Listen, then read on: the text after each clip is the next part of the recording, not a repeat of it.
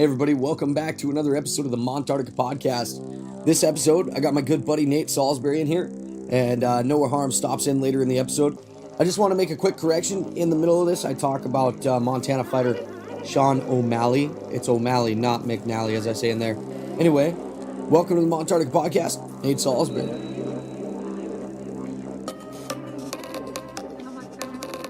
Hello, I'm Nate Salsbery, and I'm happy to be here.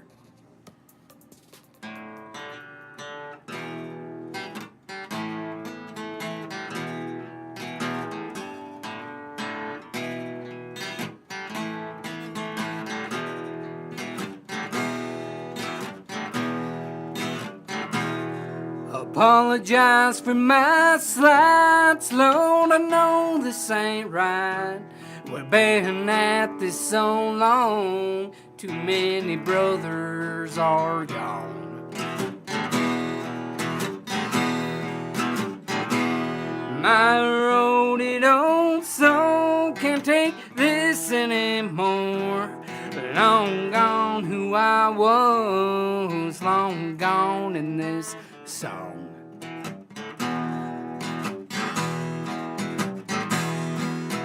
Go on, son, make me proud and scream my surname out loud.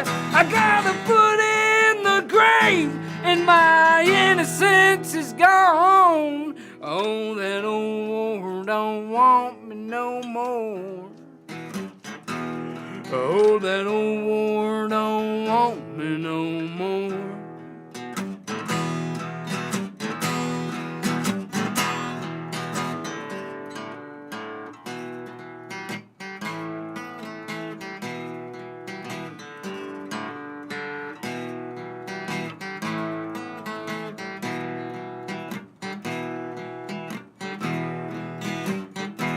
I hear the train in the night, but I can't run away, for I have nowhere to go with no one to stay.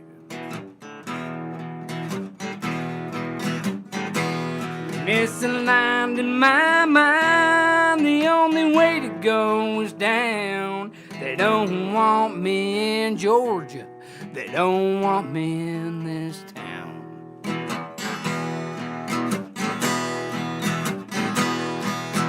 Go on, son, make me proud and scream my surname out loud. I got a foot in the grave and my innocence is gone. Oh, that old war don't want me no more. Oh, that old war don't want me no more.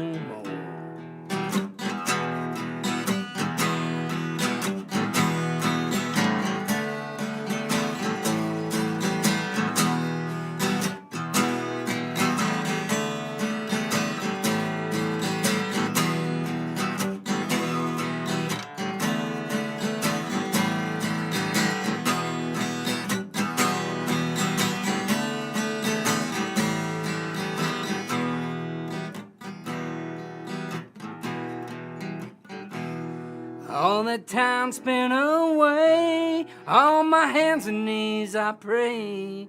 Oh, I caught a bad omen, Lord, I had a bad day.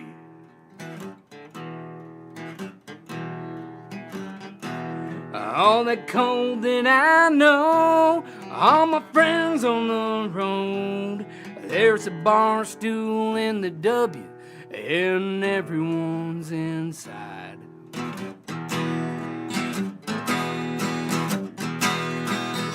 Go on, son, make me proud and scream Salsbery out loud. I got a foot in the grave and my innocence is gone.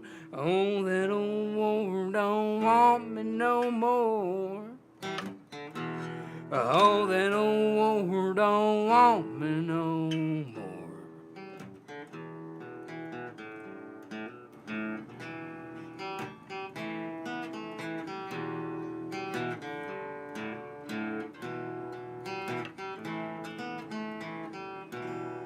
Yeah. Nate Salsbery, ladies and gentlemen, live on the Montarctica podcast. And it's actually the reason we call it Montarctica outside right now. Nate drove all the way over, and it's about 25, 30 below out right now, and I'm not even kidding. It's pretty insane stuff. Nate, good to have you back, man. It's great to be back. It's been a while, man. How's life been? Life has been not too bad. Rinse, wash, and repeat. Yeah? I haven't heard that one until you came over today, and like, I've heard a ton of Nate Salsbery songs. I know you've written almost a whole catalog, more than some known bands have written songs. You've been a songwriter for almost as long as I've known you, you know. But when did that one come about? Probably actually in the last 3 or 4 weeks, I've kind of been messing around on a electric banjo. Oh, nice. You know, got an electric banjo now? I have an electric banjo. That's pretty and sweet. I tried to pack it in the van, but I lost out on the packing list, so I was relegated to just the clothes that I'm wearing right now and a couple pairs of underwear.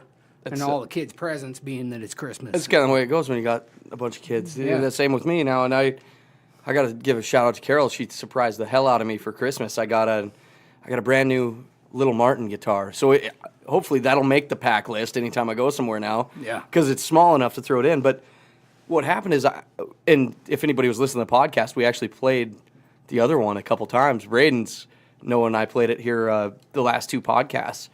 And I gave that to him for Christmas, and I thought I was really being sneaky, surprising Braden with a new Martin, and I had no clue. Carol walks out and gives me the same model, only it's got a different neck on it, and it's a little prettier than my kids, but pretty pumped. Thanks, babe. So that's all, and that's the same thing with that electric banjo. My wife got me that for my birthday in September. So yeah, Carol's been good at that. That guitar that you were just playing, she bought me that for a Christmas present a couple years ago too. That's a nice one. So little Dean, and yeah. So they know the way to your heart. Apparently, yeah. Tools.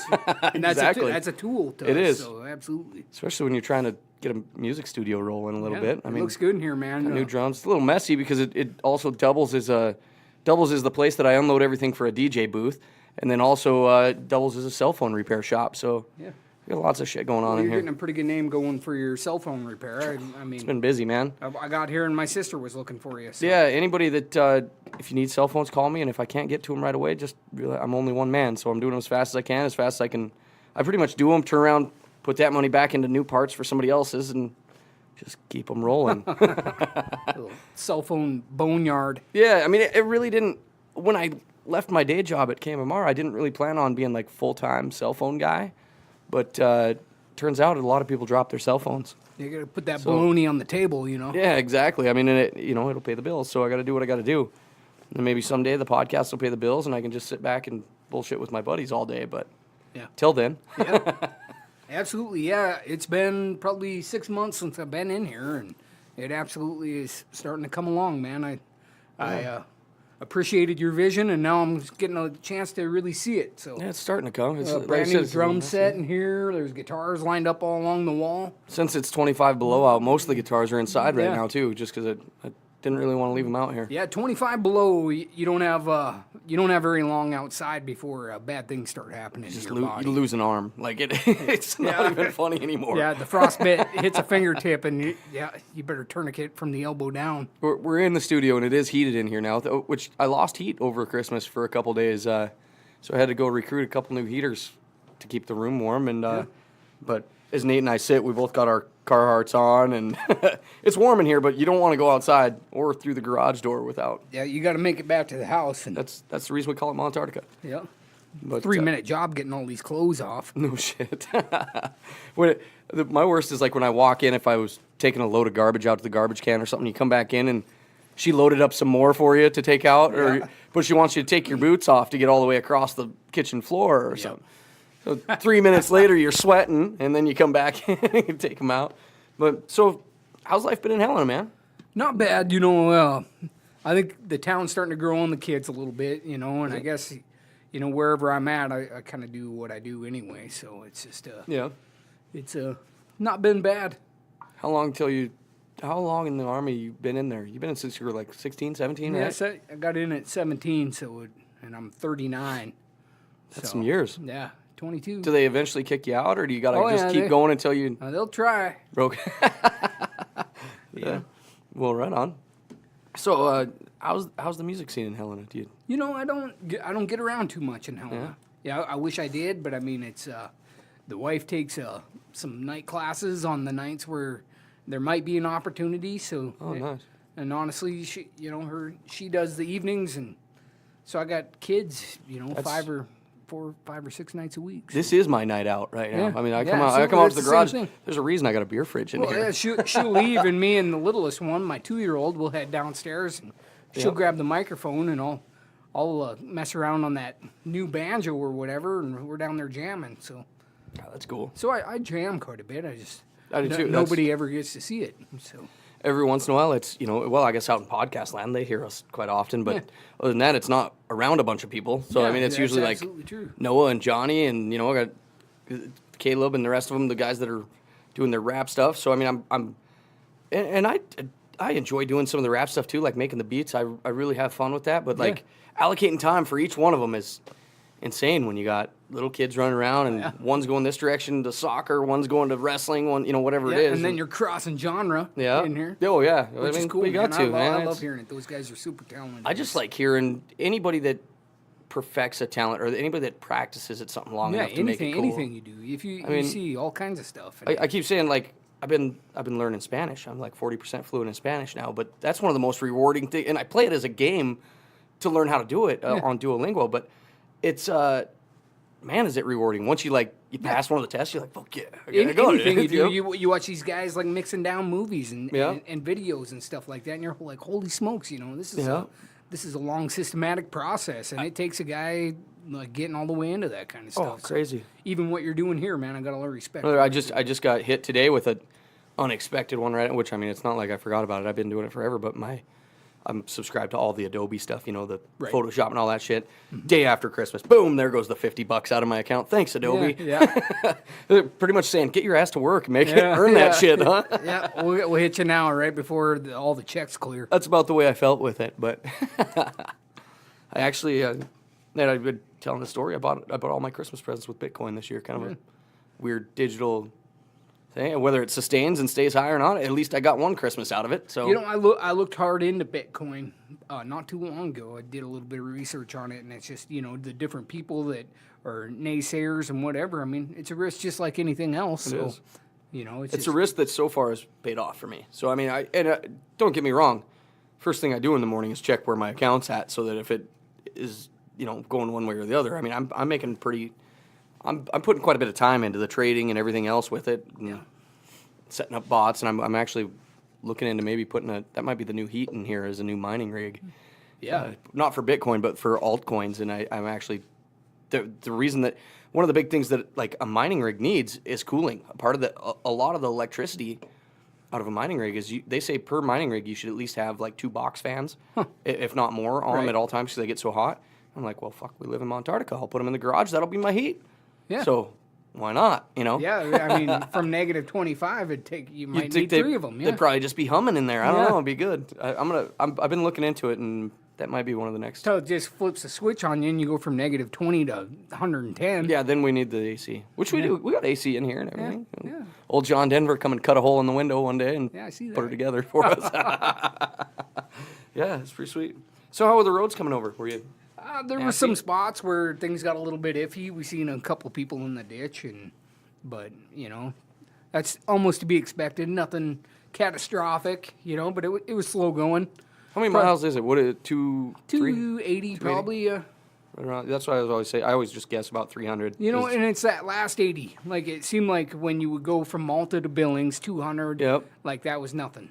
It's the last. And you go to Great Falls, and that's nothing. That's 3 hours, both those trips on a good day. Yeah, I always say Helena is to Billings plus Havre. Yeah. I mean, that's how, you judge distances in Montana. It's 2 hours to here. But we used to drive from Malta to Missoula all the time, which was another, 90 miles. So cutting 90 miles off of that actually makes it quite a bit more manageable. So when we were younger, it didn't seem like it was anything. I remember one night. Gas was $1 a gallon. You're right. Now it's $3. It's straight up $3. Yeah.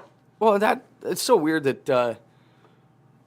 In which, I mean, that's America for you, but it all depends on who's in power of what our gas prices are every time. I mean, you can tell the difference. Republicans are in there, might as well have some high gas prices. You get Democrats in there, gas prices are low. But the thing is I got a lot of buddies that work in the oil industry too. So when the gas prices are high, they're busy. Yep. There aren't any the gas big barrel. prices. Yep. They're sitting at home wondering what to do. Yeah. So, I mean, it's, double-edged sword, whichever is. way it goes. And I don't get political too much on here, but So $3 I can do. Yeah. I can justify it in my mind. hit $4 and I'm pissed. It was $4. Me too. In fact, we did that trip over to south of Dillon, Montana there at $4 That a was gallon. that time, wasn't it? Yeah, and we were both just starting out our families and businesses, and that was Super that tough. was an economic strain. I remember when I was working for the railroad and I was living in Shelby at the time, and I think you were over in Kalispell, but I remember it was nothing for me to jump in the vehicle and drive over to Kalispell for the evening and then turn around and come back after we were done. Yeah. And that didn't feel like anything then, but now I'm getting older and I would hate that drive right now. Man, when Middle I of the went to night. college, right when I got out of high school 20 years ago, Yeah. I would drive back and forth to go to Guardrail here in Malta from Aberdeen, South Dakota. Oh, yeah. That was 600 miles. Yeah. And that seemed like nothing, too.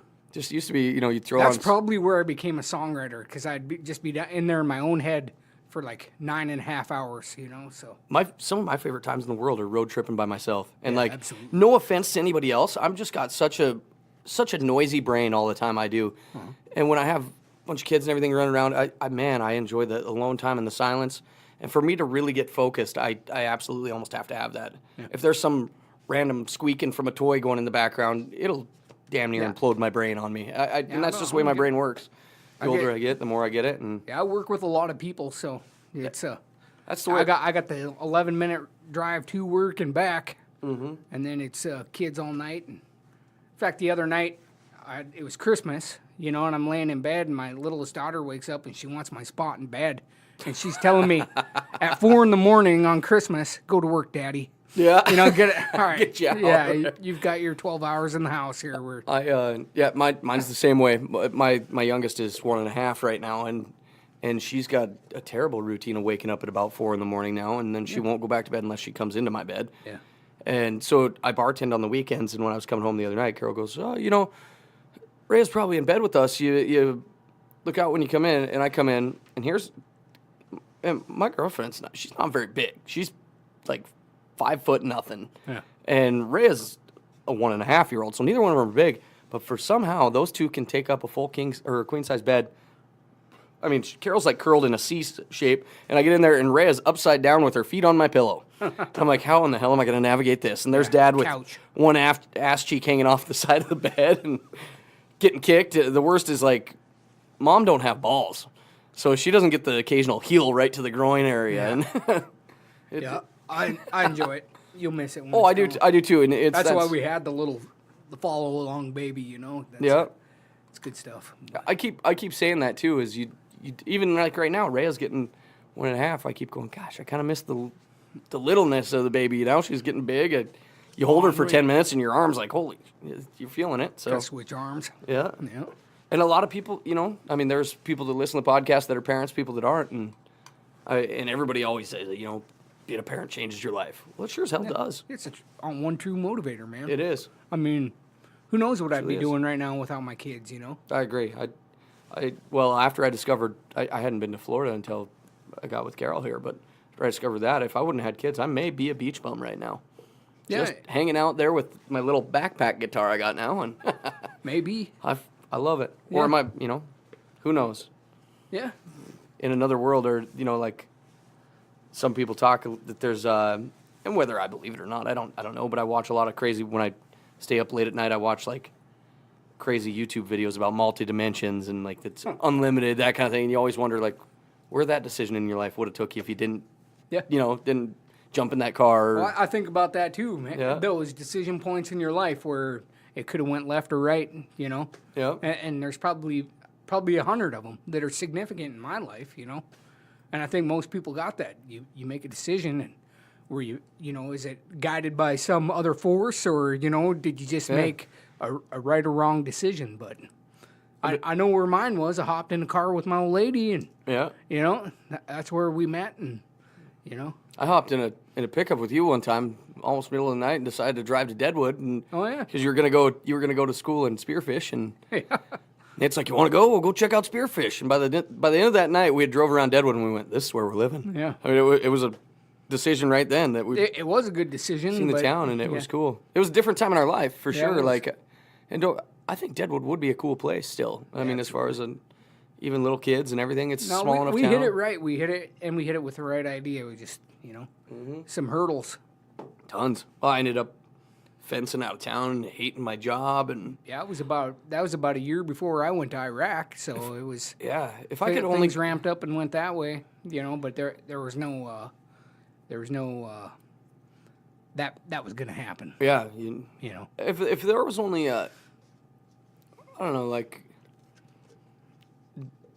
Deadwood's one of those places, like I think that it would have been great if I would have, I was, at the time, I was 20 years old. I wasn't even old enough to hang out in the bar or anything like that. I remember that, yeah. And not that I hang out in the bar a lot now, but I bartend and I do network a lot that way and that kind of thing, and it, I feel like I had a different mentality back then than I do now. I mean, I always had big dreams, you know, and things, but I didn't quite realize then that, and what I wish I would have realized then is, hey, dummy, go to work for yourself. And if it doesn't work out the first time, try it again. Yeah. And again and again and again and again. Well, I did the same thing. Until you finally get one iron in the fire that's glowing and it's red hot and you can stick it to something, But, I wish I would have realized that a long time ago. I've stuck with a few jobs, maybe longer than I wanted to. And, I mean, that's my life, and you can't write that off. But well, I think that's one of the things that probably made us friends along that whole way is kind of that mutual entrepreneurial spirit. You know? In fact, there was a time where we were partners on paper. Yeah. I mean, I've always... The sad thing is, like, I've always half-assed it. It wasn't that Burners on Paper. Look up there, that got all these posters of things that I've done with Montarctica and the other stuff. Right. Battle in the Barn 2 is I can't seem to find a Battle in the Barn 1 poster anywhere. Oh, really? Yeah, but I got the rest of them up there. I got a Battle in the Barn, Lucas Seeley, Sean McBride, Tony Baker. Did we make posters? We had to make posters. Yeah, we did. First one. Yeah, we did. I think I can remember them. I just don't. I might even have one socked away somewhere, but who knows? I'll have to look now. Yeah, it was fun stuff, and so it's still growing. I got part of my deal when I quit my job was to do a lot more of my promotions, and people expect that. I get asked that all the time. Now that it's getting to the point they go, "Oh, what you got coming next?" I go, "What are you gonna buy tickets for next?" That's terrifying when you're doing it and you're hanging your neck out there, but. Every single time. Oh, and if one goes wrong, you're sunk, man. Yeah, I mean, if I learned something on every single one of them too. You never, even something simple as the last one, I didn't have speaker stands. And that's almost the ruined the logistics show. part of it. It is. But when you're putting on a show that's got like people coming in from all over to like do these fights or something like that, and you got $12,000 of basically. A little bit of your own, but other people's money invested into it. There's a lot of pressure there to make it happen. It's freaky because and the thing is like a lot of time that the checks are written and out the door and out of your hands before the show even goes off. So that's when you're going, whew, I sure hope this is there's a lot of times people see me on show day of things I'm putting on and they're like, you all right? You got it. I remember the running joke between me and you was if none of these fighters showed up, we were going to have to fight each other. Like a best of 9. Just go out there and repeatedly knock each other out. Yeah. That was fun, man. That was still by far the biggest show I've had. Yeah, I think there was an allure at that point in time, and probably still would be. People like to see people punch each other in the face. Well, yeah, and then it was a lot of guys coming up through these little gyms and stuff too that were wanting an opportunity, and we gave that to them. I know a couple guys went on from our show and actually became really good fighters. Yeah. Guy Seeley not Guy. Yeah, it was Guy Seeley. He was one of them. Montana guy right now, McNally. Mm-hmm. Is fighting they're saying he might be the next big thing, fighting in the UFC. He's definitely got he's got some power on his punch. And what's he fight at 135 and he's almost 6 foot tall? Yeah, that's tough. He's whipping him out there too. Those have always been, as far as me, like in my wrestling days, those were always the toughest guys to deal with, were the lankier guys. Yep. If a guy came in all muscle bound, I went, all right, I'm tearing him apart. Yeah. That didn't scare me one bit because I knew I had just different leverage, being a leg rider and whatnot. But the lankier guys, that's when I went, oh, this could be, tough to deal with. But awesome for him. And the cool thing is, he was just on Adam Hunter's podcast, the last comedian that I had here. Oh, really? Adam's got a podcast called MMA Roasted, and he just had Sean on his podcast here last week. Small world. It's kind of it's a weird connection that I've made between, like with Sean McBride and Adam Hunter, the last two guys that I had. we'd had Sean McBride here. He was the second comedy show I ever did, and Sean called me back, and we kept wanting to do another show, and Sean called me, hey, I got these dates. He goes, you want to do it? I go, well, yeah, let's do 2 of them. and then about less than a month before the show, I wanted to give something more. I just wanted, I wanted to pump it up a bit, and so I contacted Adam. The only way that I knew Adam, it's such a weird thing.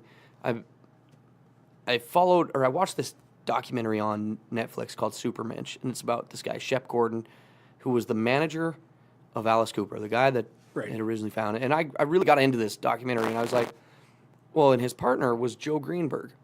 And I wanted to find out, who the fuck's Joe Greenberg, and why didn't they mention him in this? Well, I get to searching Joe Greenberg, and I became Facebook friends with Joe. And Joe, within a couple of weeks, goes, hey, I see you put on comedy shows. My son's a comedian. You should message him. So who's his son? Adam Greenberg, Hunter. You're kidding me. So, and I message Adam Hunter, and he goes, fuck yeah, I'd love to come to Montana. I was only been there once. He goes, let's make it happen. And I go, well, he's a big name. Like, he's doing Hollywood almost every night.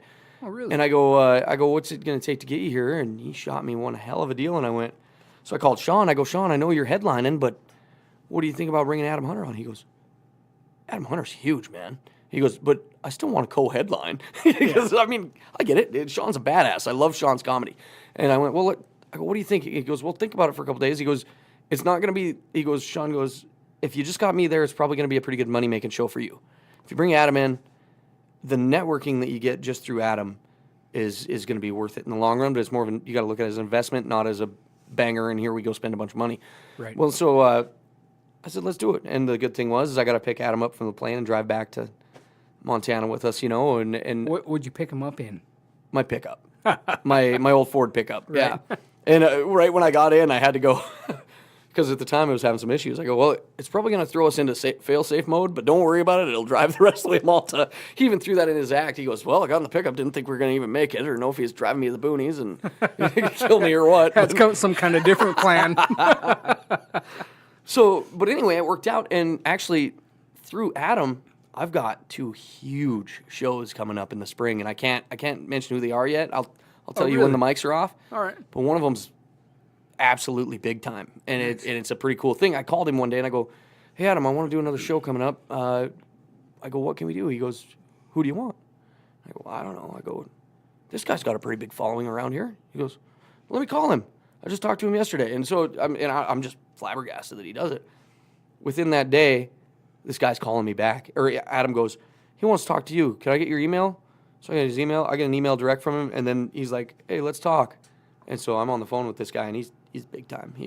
And so we were gonna do something. I'm gonna try and do a 3-show run, and we were gonna do it in the fall, but we got hit with snow in October. Yeah, we did. And the 1st of October. I was there, yeah. Yeah, the 1st of October, and then we didn't get anything. And part of the deal is we're gonna do maybe a little skate park tour along with it. And when it snowed, I went, well, I don't want to throw this kind of money out and not be able to have that happen. So we're waiting until spring, and I'm working on cell phones until then. Probably late spring. Yeah, Montana, Montarctica. Yeah, Yeah, exactly. spring doesn't start till about April 21st. You ready for another one? Another beer? Yeah. I would have a beer. Just because, yeah, I get on this thing with you about once every 6 months. Well, and like I said, this is my night out when I get out in the that's cool, shop. Yeah, I kind of miss having them Harm boys over here. I seen Caleb the other day, so I thought, Well, actually, I thought Noah was maybe going to come, and I got my headphones on the short leash today, so I'm really stretching out to reach things. But yeah.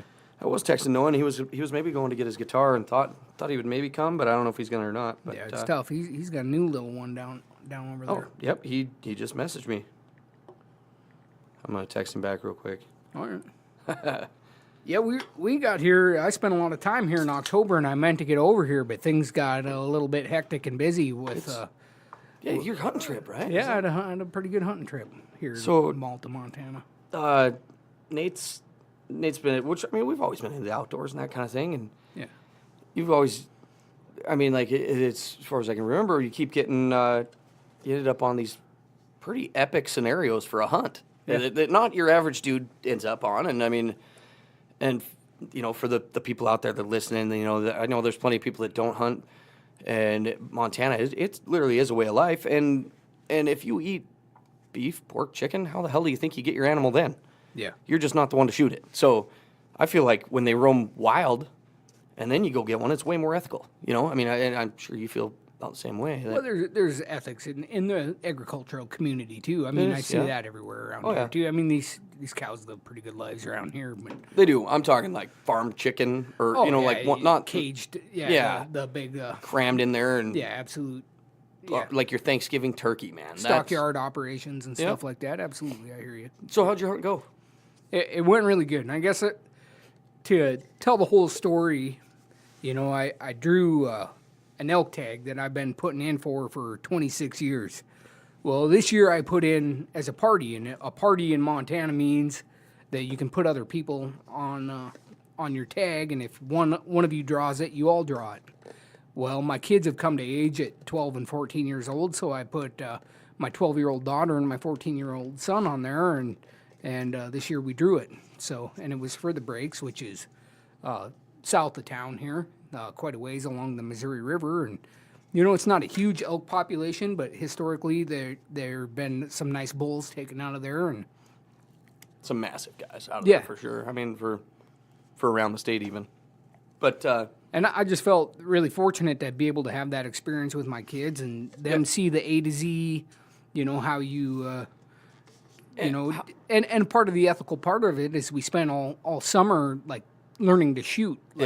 Like they know how to shoot a gun and stuff, and they hunter safety, and but we actually really sat down and put 80, 90 rounds through each of their rifles. And how cool is it though that this is the one that you drew it on? It's not when you put in for a party with two of your buddies or something, and you drew it with both your kids. I thought that 100 times. I was like, thank God I never ever drew this, because you get bonus points and it increases your chances of drawing.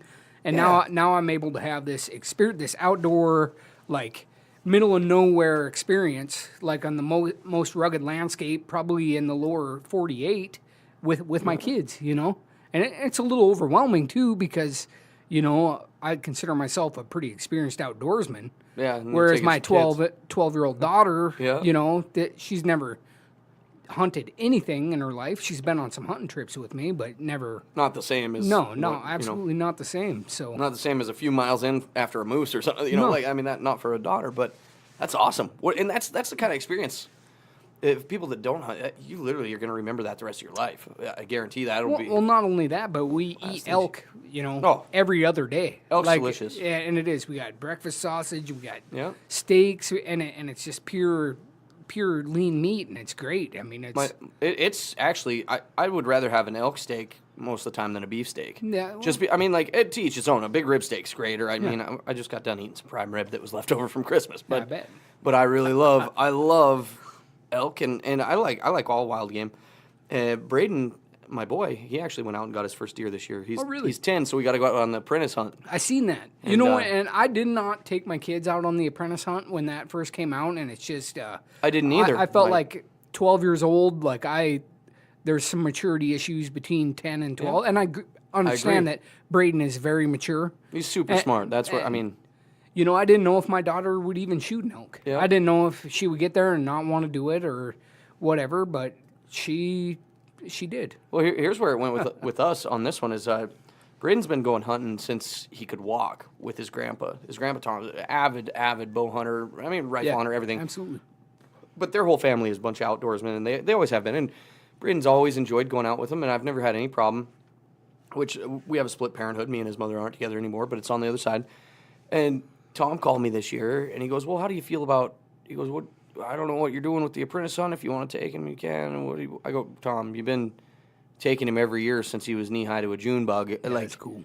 You take him. Do your thing. And they went out with the family, and he had a blast. Braden couldn't be more pumped. He came running in the house that day. And that's a good ethical hunt. It is. Yeah, his grandpa. I know that family. I know that what they do out there is completely legit. I couldn't ask for a better grandpa on the other side, Yeah, I mean, absolutely. I could have it way worse than what I got it. Yeah, absolutely. And but it was awesome. And Braden brought out the same thing, some breakfast sausage, and he's pumped about it, and deer steaks and everything. And any time that you got that you're eating something, that you harvested Yeah. and butchered and took Oh yeah, care he's of. always saying I provided for the family. Yeah, exactly.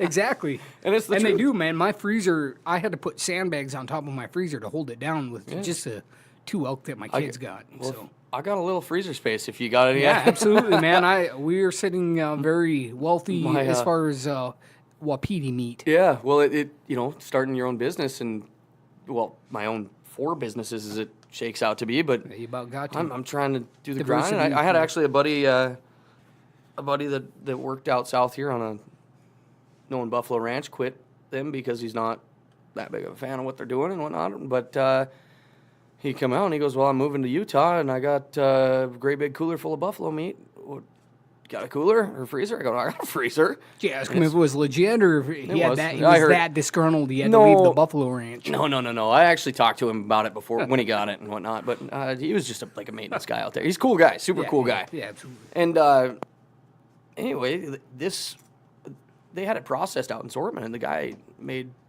it's got like even some maple breakfast sausage and stuff. And I'm Yeah. telling you, it's bomb. It's Yeah, fucking I good. think Monty does a pretty good job out Yeah. in Zortman out there. Yeah. Yeah. Very good stuff. So, and now I got that too. And we've been eating that and deer steak and trying to convince Carol that it's all good. Like she said she hasn't ate, she ate the deer sausage pretty well, but she hasn't ate wild game in quite a few years. And Right. She's, My wife was initially pretty leery too, but now, I mean, every other night, like I said, it's, elk tacos or, elk burgers, elk steak. Carol's really like sympathetic to animals, not so much just like grass eating animals, but she's like sea life. She's obsessed with the ocean and whales and all that kind of thing. She will not eat fish, like just flat out. That's absolutely cool. Yeah, I agree. I I try to be like, when I'm eating some good swordfish or something, I'm like, come on, you gotta take a bite, but she won't do it. And I don't want my kids out running around like, just shooting everything they see. No, It's in fact, we had the elk tags and the kids had deer tags, and my daughter, who's never shot a deer, didn't want to shoot a deer. I mean, we went out and looked around, and she even had an opportunity, and she was sitting on this deer, and she looked at. I told her if we shoot this deer, we're gonna have to go process it, and we're gonna be probably a day late getting down to the breaks to look for elk. And she gets up on this deer, and she's looking at it in her scope, and she looks at me and she goes, "Dad, let's go to the breaks." nice. So I thought that was pretty cool. It is, and teaching the kids the right way, to me, I think, even as far as like gun violence and stuff goes, I think if kids were taught, it's weird to say the Montana way, but if you're taught growing up around it and the way that we use our rifles and guns is a whole lot different than a guy growing up in the city that goes and gets one and just starts cracking one off. I mean, what do you need? But at the same time, like there's less gun violence here, but it's not as crowded either. You're right. I mean, when people are overlapping each other, and there is Get angry with people. it's based on resources. Yep. If there are limited resources in any area, you see violence increase. That's the bottom line. Whether it be in the Middle East, You're right. Very true. Chicago, in places that are more poverty stricken, or anywhere that's more poverty stricken, you're going to see an increase in violence because it's a battle for resources. It is. Whether it's just a little chunk of ground or a big chunk of ground or a water well, all the way down to all that kind of stuff. You're right. The violence increase, no matter what tool it is a battle for resources. Almost always. You're right. That's a good point. Almost always. Well, yeah. Or I caught you with my old lady or something. That's the only. Yeah, that's I all. guess That's is a that whole a different resource? spectrum, You call that a resource too? Maybe. I don't look at my old lady as a resource. No, I don't either. I'm just. I suppose you could. You've heard of some gun violence that way. I'm just saying. Oh yeah, absolutely. That's a whole different side of the spectrum. I did get a text back from Noah, and I think he's going to make his way over here. Good. Which is cool. I appreciate them Harms brothers. Their whole family's awesome, man. Yeah, I it is. enjoy all those guys, Ray and Ann and everybody. And I like their vision, and I like the way that they carry themselves. Fun absolutely. people to be around. No, In fact, it's a good family, good people that take care of you. I think I just sealed a skiing trip with Noah on Saturday. Oh, really? We're gonna head down to Red Lodge, I think. Really? Just I'm not on the way. By- Plus, I'm all dinged up from how hard I've been on my body that you probably won't see me on a ski hill the rest of my life. man, it's so I literally and I've rode freestyle motocross. I've always done the crazy shit. I skateboard, whatever I can jump or like scare myself a little bit. I love it. And I stopped in the liquor store today that's where Carol works. And I stopped in there to visit her, and a guy come in and he's like, "Oh, I went skiing this week." And he goes, I'm getting older. He's an older dude. And he goes, I still love it. He goes, I can ride the blues and stuff during the morning, but he goes, I better towards the evening. I like to stick to the greens and have fun and do my, And I go, yeah. I said, I was just, when we decided we're going on this, I was just thinking to myself, I go, I'm in decent shape. I've been skateboarding a bunch, but I'm not quite in full blown like snow skiing shape. So I told her, I was like, well, I could start working out today and just go really hard and then have myself in good enough shape to be really fucking sore Saturday. Yeah. It would be like, so we're going to go and have a good time. Well, actually, my direct boss is a real big skier, and he's at half days right now, and he's in super good shape. I mean, yep. For 36, 37, however old he is, he works out every day. But he's on half days skiing. That thing will wipe you out. Oh, it's awesome. Especially when you get into the powdery stuff. So. When you're a guy like me, too, and you only get to go, like, I think the max I've been in the last 10 years, I've probably went maybe 5 times a year max. Right. So when you get that, you ski all day, no matter if your knees are quivering and clacking together by the time you get down there. But you just push it. But it is fun, man. I'm a year removed from a blown out Achilles, so that's how was that healing? Not bad. You obviously walked around the brakes a bit. Yeah, I did. Back to the brakes. Yeah.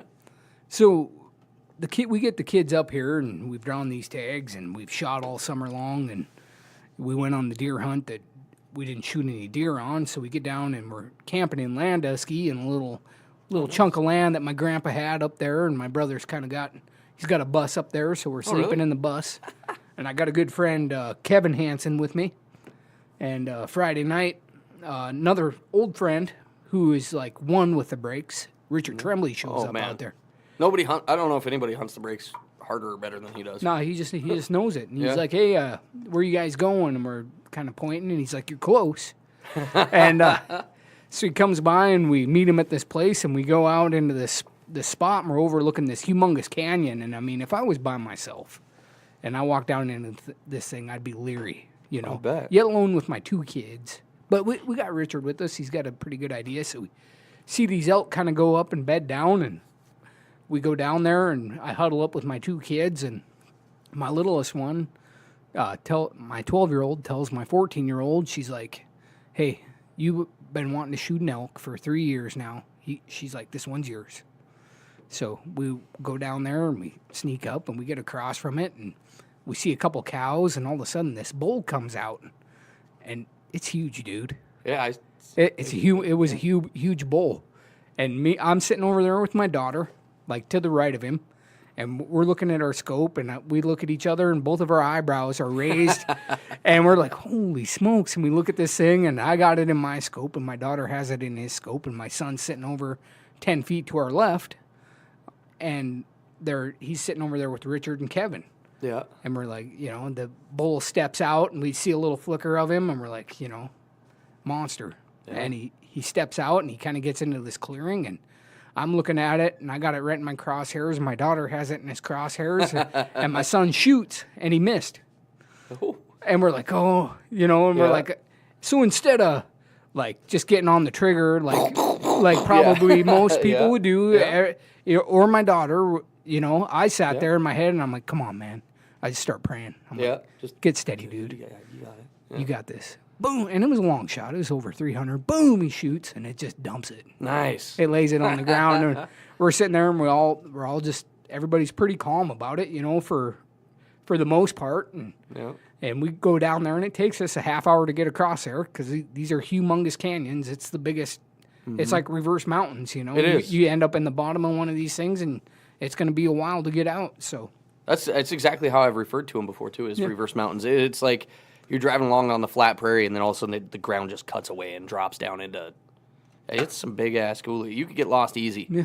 I remember out there, like, back when I was still bow hunting elk, there's times I got down, you get 3-4 coulees away, and you're in the deep stuff, and you look up and go, all right, am I right where I think I am? Like, it's easy to get lost in there. Oh, yeah. And if you look back up a drainage that you walk down, and you look up and you come down a drainage, and then you look back and there's 3 drainages that look exactly the same, You know, it's almost like, you know, pick one. Well, and part of it, and this is off the subject of hunting, but it's more of a science, geology type thing. You know, for years in school, we've always been told that, that all that water is just gradually over time cut that away and cut it into there. Well, now there's a new theory coming out that, and it's pretty possibly accurate, that around like 11, 12,000 years ago, they think that a great big asteroid or a whatever comet hits the polar ice caps. And literally, that's all the water that came down. That's what washed into like Missoula and all, and like the breaks and everything. And they're saying that that water doesn't get made like that over thousands of years. I mean, yeah, it does cut it down a ways, but it doesn't cut like the big chunks the way that this water. And they're saying the water like maybe a mile deep came rushing down after this. And that's what they say wiped out a lot, like maybe, possibly. This is all theoretical. Oh, yeah, shit. you can speculate. But, yeah, I mean, none of us know. But how that's a what big they're saying. hole in the earth. That's like what they're that. saying. Possibly. It's beautiful. Well, yeah, it is, and that's what they're saying is like possibly the time that like the pyramids were built a little bit before then, and then boom, that happened, wiped out all that information and all the technologies they had back then, and start over as primitive tribes. Button. And, Somebody hit the fucking reset and button. that's the scary thing. We sit on this rock hurling through space and wherever we're at. 2 podcasts ago, the one that I did with Noah that you were talking about, that it was during the meteor shower. So Carol called us and we stepped outside and looked at, and I'm not kidding you, in a half-hour span, we probably seen 30-some meteors just, and I'm like, what if, like, one coming in at that speed, man, that's exactly it. That's the reset button. Yeah. It's scary as shit. At least reset half of us. So anyway, yeah, exactly. I mean, for those of us that might know how to go, that have Carhartts like this and I don't know, can maybe go survive in the breaks, we might get lucky. Yeah, they shut the heat off. Yeah, no shit. Up here right now, it's going to be trouble. Fucked. Yeah, it'd be tough to keep a fire going right now. Yeah. I'm telling you, outside it's nasty out right now. Yeah. And every year I go through this and I go, why did I choose to live where the air hurts my face? But yeah, absolutely. So we get this elk down and we go across the canyon and we find him over on the other side. Like I said, he was huge, and we ended up, you got to take him apart to get him out of there and down and take a 900-pound, 1,000-pound animal and break him down into 100-pound chunks. And did you guys have a game card or anything? Or? No game cards, all pack frames. Same way we did with your moose. Huh? Yeah, absolutely. Because game carts, you're going to hang them up on everything. All kinds of deadfall in there. You're better off getting it up off the ground on your back. And the kids all packed out a quarter, Max packed out, the head. And nice. Everybody threw packs on, and they were packing it out, and they took it down, and we got it and got up to where the pickup was at, and it was a long pack out. That's awesome. And we took it down and took it into Malta and hung it in a freezer and turned right back around and head 2 to go. Yeah, 1 down, 2 to go.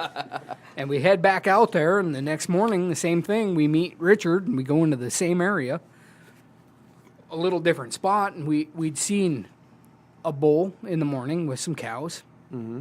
There was actually 2 bulls in there, and they went and they ran into some trees way far away, and we just decided that they probably went into this one spot. So we snuck way back around, and we found them, and we sat on them all day long because my 12-year-old daughter, who is pretty inexperienced, who by the way is a great shot, she really got good over this last year, but we got there and we sat on this elk, and she tried getting a shot at it for like 6 hours, and it and the cows left.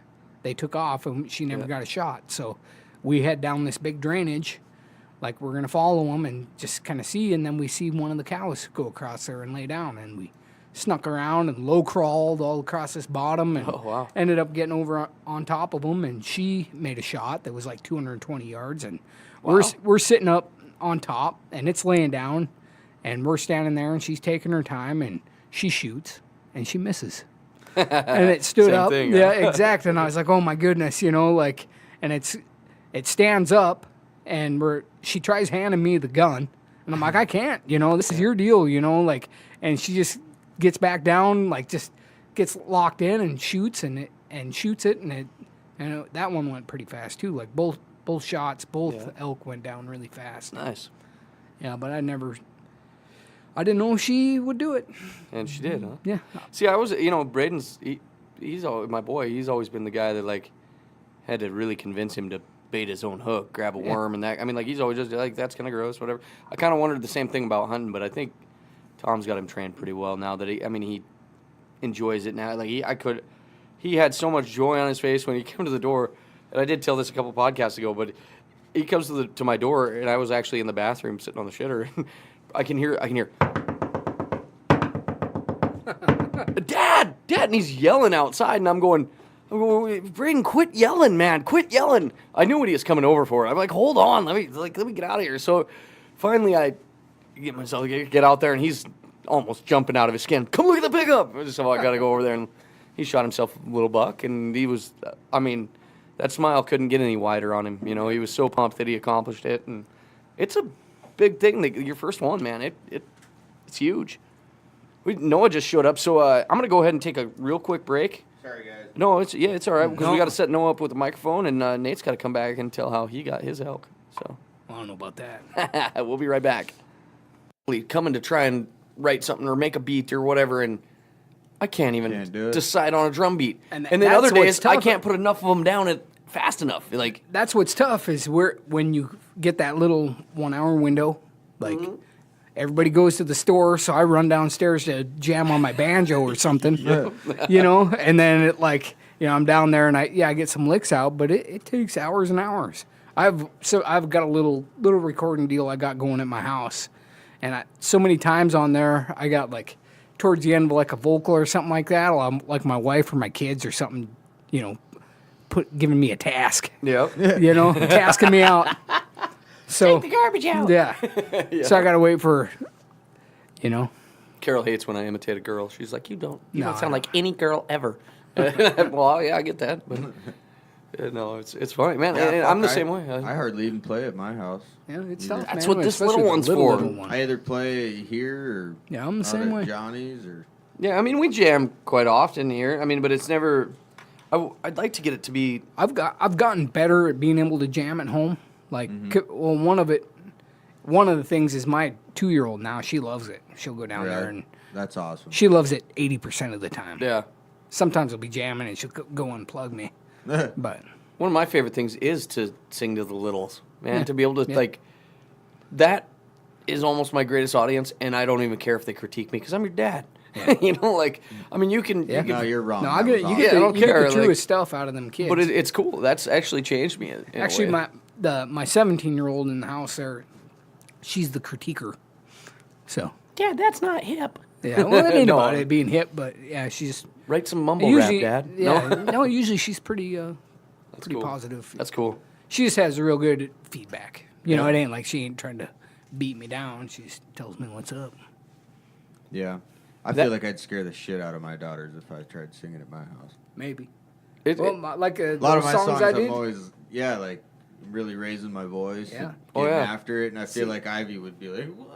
Yeah, the littlest ones but my 2-year-old right now, she's got a little djembe drum. Oh, awesome. And she'll sit there and bang on that thing while I was playing that first one that I played. That's one of the next things going to come to the room. I've been working on trying to get one in here for a while, and it's just I had an awesome one that lasted me like 5 years, and then it broke.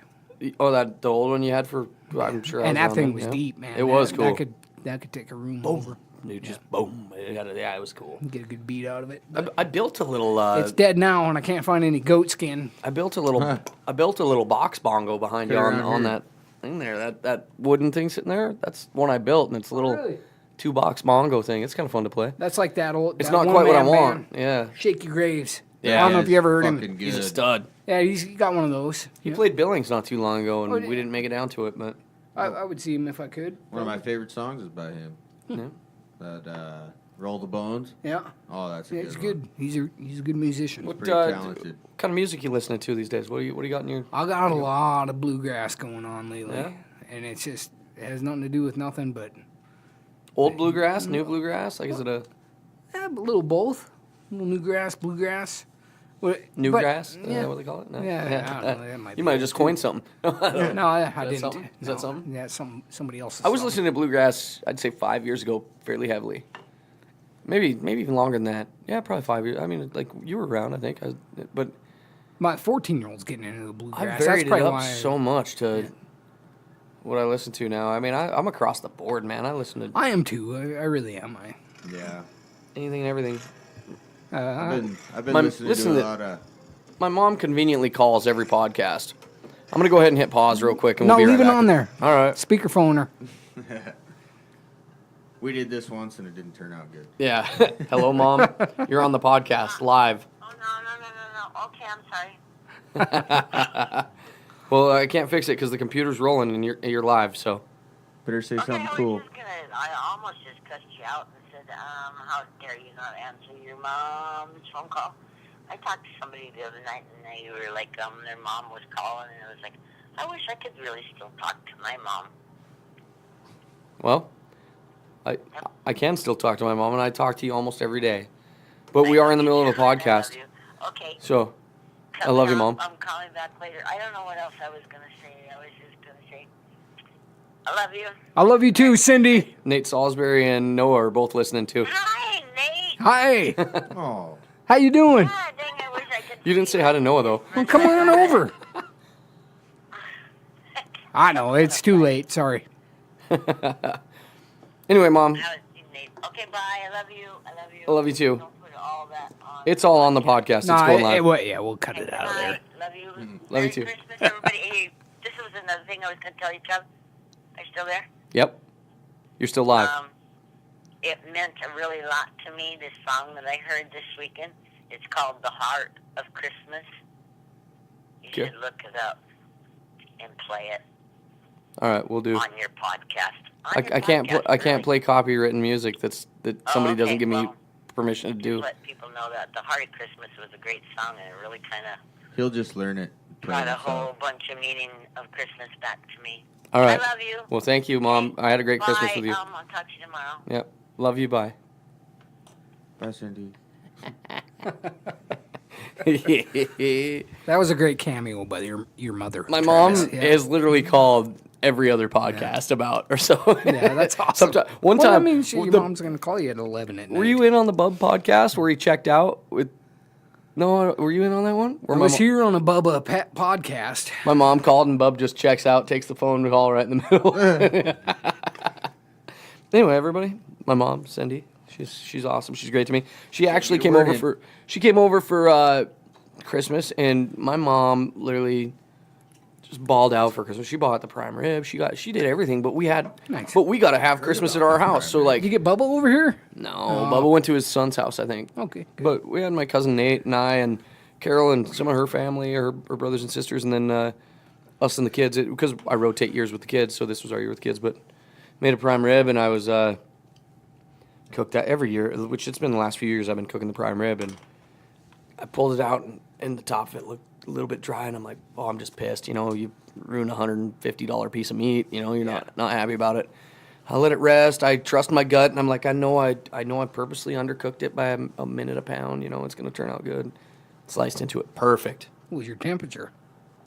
Well, 450 for 15 minutes, and then Well, I guess what I'm talking about is when you stick it with the meat thermometer. Didn't use one. That's why I was freaking out. Oh. I What do you usually couldn't. I usually have a meat thermometer in there, 120? but I was freaking out because I didn't have around there. But I couldn't find my meat thermometer, and it was getting late. Like I was supposed to put it in at 3:00. I didn't get it in until 4, and I went, fuck it. I can cook. I cook a lot of big pieces of meat. Like I cook a lot. Like, and I trust my ability to roast a roast. You know.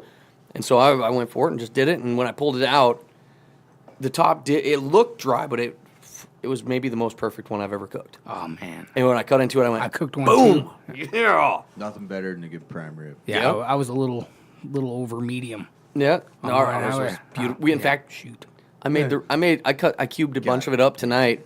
Not all of it, but I cubed a bunch of it up tonight and made homemade beef stroganoff too. Oh, really? So that was Stroganoff. You got any left? Maybe, yeah, Yeah, inside. no shit. Probably. There might be. Beef Carol stroganoff put out it of a away. prime Yeah. rib? All right. Oh man, it's bomb. Let's try some. Yep. So yeah, which I love to cook. That's something I was joking the other night in the house. I was like, you know, I see tons of YouTube chefs doing their show, and I cook circles. Like I watch them cook sometimes, and I'm like, that guy ain't got a fucking clue what he's doing. Okay, no. Well, it's start a like- cooking show. Add another iron to the fire. Yeah, exactly. Why not? Exactly. Temperature's all wrong. You made your gravy from no, you know, like come on. Dude, you're gonna burn that gravy. Yeah. Too much flour. No, man, I love cooking it, and that was the thing. Like when I was cooking that, I was like, because in the last week, I like these. I like little tri-tip roasts. They're about the perfect size for our family, and you roast them hot and fast, and they're like a prime rib. They turned out, you need one. They turn out nice and like medium rare, and so it is. I'm throwing the prime rib in. I got this thing, Right. And then I couldn't find my meat thermometer, and I'm like, oh, I don't trust that. I don't like. And so purposely, I cooked it, which I consider like after I roast my prime rib for 15 minutes at 450 per pound. Oh no, no, just right off the bat, no matter the size. 15 minutes for 450. Yep. Yeah. And then 325, in which my oven cooks a little bit hot, so I cook it at 320. I do normally 14 to 15 minutes a pound, and this one I cooked 14 minutes a pound. It was a 10.4 pound prime rib. That's big one. Boom shakalaka. It turned out good. $150 for that thing? It was over 100, 130, I think, or some shit. $6.99 a pound, I think. So whatever you do the math there, and then plus. Well, I'm 3 beers into this, so I'm not doing any math. Me neither. I'm terrible at it. Yeah, I don't do math when I'm No, not it might have been $150 original price. They knocked the whatever off. Yeah, no, but yeah, I had a good. when it was on my mom's dollar and I'm cooking it. Last thing I want to do is who else gets to do a podcast having a couple of beers? Yeah, I had a microbrew tonight from the eastern Montana side that I thought was pretty good. Oh yeah, What was where it? at? Who? It was a Rusty Beaver. Oh, those are good. Yeah, it was decent. Yeah, From. I think they're over from Terry. Oh, we have those on tap at the Mint. I was Yep. working in Watford City earlier this summer, and they had a guy's beer on fucking tap from the Busted Knuckle Brewery. In Oh, right on. Glasgow. Yeah, it's good that they're getting out, man. Yeah, I it's mean, got it good was stuff. good beer too. and we got that Shores kid doing a brewery Brian's here in doing town. some- I haven't had any of It's his gonna- beers yet, but it's gonna be good. I've had a couple different kinds. I, of beers. That the brewery funny thing looks is, awesome too. is he actually getting some production going out of there? or He is just ordered his stuff. I think it should be here soon, like his actual brewing equipment. Oh, really? And he's gonna So he's making like little batches. Yeah, Like right now, yeah, I've so- just tried little batches Garage of brewing the right shit now, I he's think, done, but- Oh, really? Yeah, but It sounds like to played on me. my softball No, team I'm this excited for. Pretty good. I think the microbreweries in these little towns are probably a really good idea. It sounds like to me that I think he fuck said yeah. he's going to eventually like hire a brewmaster from somewhere and let him do it. But because he Because works he's for the a- railroad, he's a conductor. He makes Well, and he's got a lot of good irons in money. the fire. Yeah. And so the weird thing about that is that we were actually, I had a guy pull me over, a well-known dude in Malta, and goes, "Hey, I got the greatest idea for you. You need to start a brewery." And this is before we even knew Brian was doing anything. So I started really looking into it. I actually got a hold of Bear Paw Development and got all the papers and started filling all everything out. And It's easy. And we found- a well, and we brewery's found- about the easiest thing to get a loan for and we, from well, I the know, small and business they were the ones. associations. They were the ones pushing it, and so and then we found a building and we're ready to go. Well, the other guy he goes in. There's an elevator in this building, and he went in to have Brian's dad because he's the machinist in town. Right. Come over and look at it and go, "Hey, could this haul kegs of beer up?" And he goes, "Well, what do you plan? What do you plan on?" He goes, "Well, we want to do a brewery in Holland." And he goes, "Brian just filled out paperwork on one of those," and we went, "Shit, town ain't big enough probably for 2 of them yet, but." Well, it ain't. wasn't It's that- distribution, though. I mean, it's Yeah, if you really can a get your beer to distribution others thing. It's a Here's the deal. logistics thing. I get it, and Because the yeah, big advantage I your have- brewery, you get some stuff going on. Like I'm Yeah, but marketing like is you're my saying, game though, if- and that's if you where I'm make saying, good like as beer, far as yeah, the get it out and there. networking and making connections, that's where I thought that'd be the best part for me. And it was big enough to.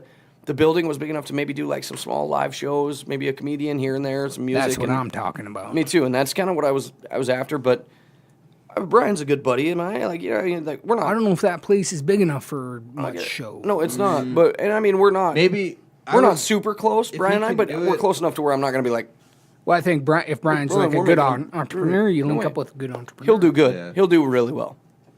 Yeah, he'll do But, really well. And I support 100%. I'm excited for the brewery to come in. And now we're going to have a brewery, and I don't have to do the work or have the risk in it. So that's good on you, Brian, and I hope everybody Yeah. supports it. Like 'Cause Nate was just saying too, if we had a place where we could go fucking play live and I'm telling you, this building that like we have and it's still top places, secret. but I just think that But this building is- to do it. You know, This building is the one for that in Malta, and it'd be awesome. So it's not the pavilion. Well, that could be too, but no, yeah, just the That's back room kinda- at the pavilion. We're just gonna rent out the back room. I haven't seen it since it got rebuilt, so I giant. It's one of the best corral systems in Montana. They say. I've seen some pictures. I've done a show in the new pavilion. and they got like some good seating in there and stuff. I've seen some pretty. I've done a show in the new pavilion, and if you don't have 300 to 400 people, I think it looks like you have nobody in there. That's We had- nice. That's nice. We had probably The Hell's 450. Bells concert I went to there. It's around 4 to Isn't 450. that what they're called? Yeah, Hell's Bells. Yeah, and fuck. There was a 400. lot of people in there, and it didn't seem like there was. I remember That when we did place the is battle. made for it, man. When you guys did the battle in the barn, like That was like that place seemed like it was fucking packed. It was. that was way more people than the Hell's that Bells was show awesome. though. That's by far Jerry McEwen's dirt work on that was fucking epic. It was. Quarter Oh, in the jar. Jerry's fucking epic. And thanks to Quarter Pat, in the jar. Pat Gibbs let us use his Bobcat first, and we had my brother out there, and like we were just gonna flatten it and do it, and Jerry all of a sudden starts whipping Brodies in the middle with his Bobcat, and digs a Three-tiered that stadium. thing, yeah, it was a stadium, dude. You can't do that with the new one. The new one, They probably made it against it. I mean, there were some they- upset people about that. listen, the new one, the beams of the building, Who cares? It was fun. so that it doesn't come in. Well, you care. Is You gotta- tethered across the floor like a foot and a half, 2 foot deep. Rebar.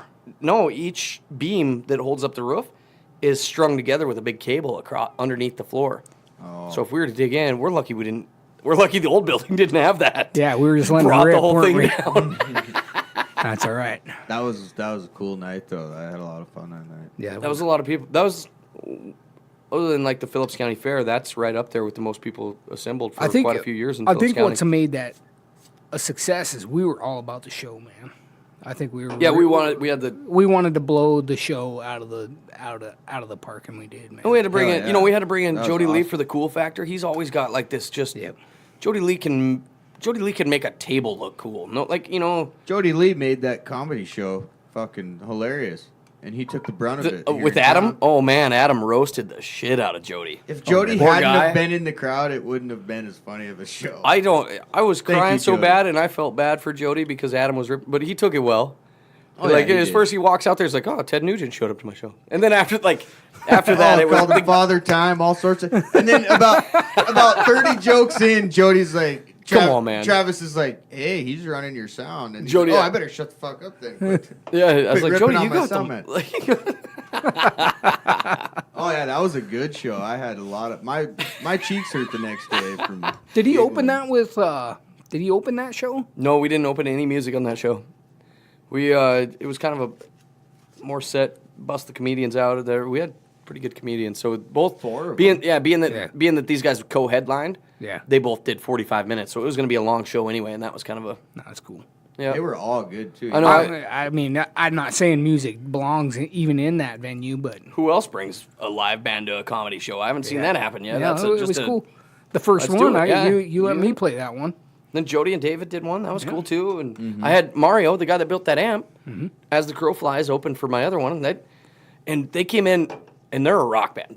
They got like Bozeman's best rock band last year. Oh, really? And it's just a 2-piece. It's him and a drummer, and he's a stud. He builds his own guitars, builds his amps, his lights, all this shit.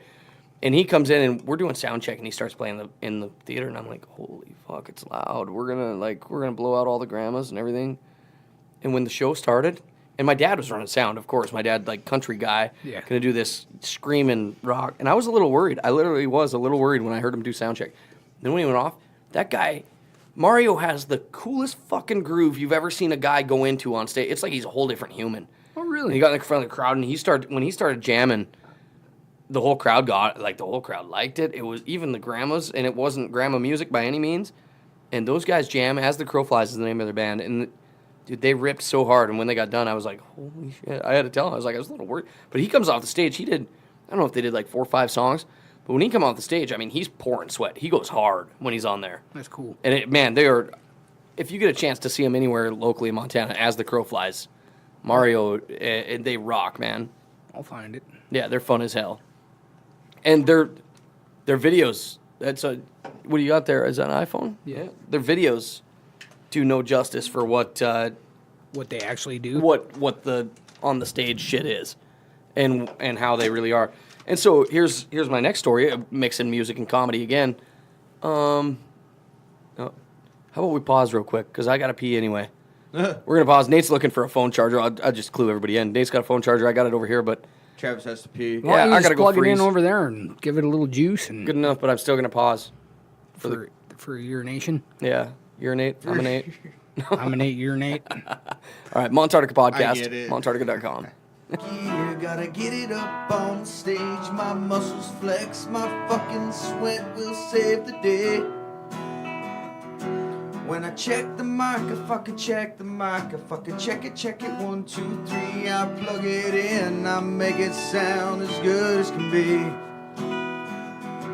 Cause the rock is rock and the roll is roll. Gotta take the mic, I gotta take control. Gotta get this shit up on that fucking stage.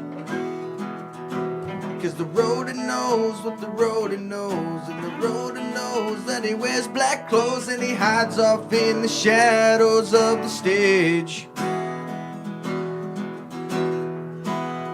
Because the roadie looks 1,000 miles with his eyes. And when the crowd roars, brings a teardrop to the roadie's eyes. Tears of pride, because he brought you the show. But you will never know, the show must go on. Then a beautiful girl come to me, she said, hey, can I suck your dick? I say yes, I am in love. Then she quickly say, I suck your dick and now give me that backstage pass. I do not want your roadie, I want Cage's chode. No, I'm standing at the threshold of your dreams. Without me there'd be no sound from those amps. Without me there'd be no lights on the stage. But you don't applaud for me.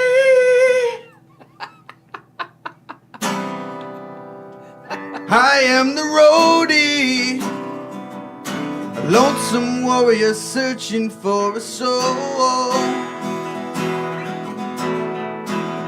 I am the roadie, I make the rock go.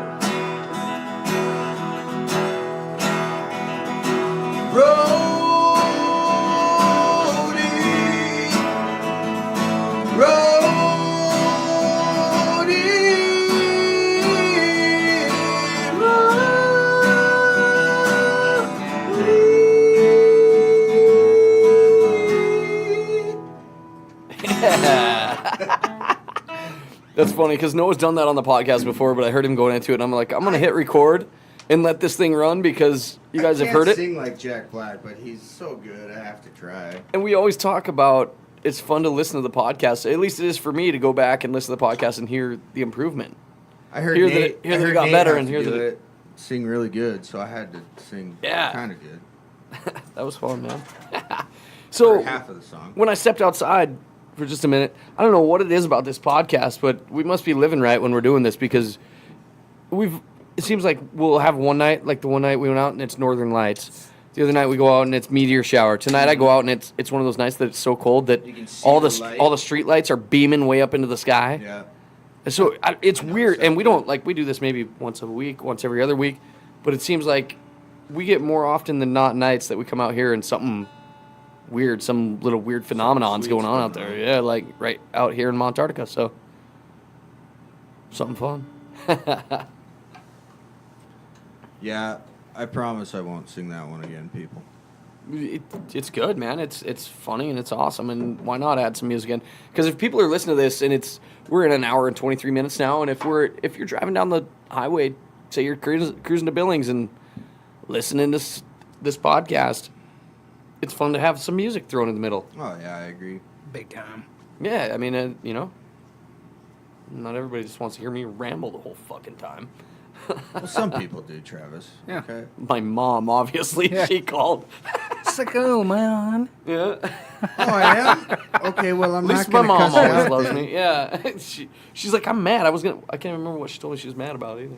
She never said. She was gonna chew me out for something she yeah, said. but then she just went into How much she loves you. Yeah, And that's how good good. of a mom thanking she you is. for the great Christmas.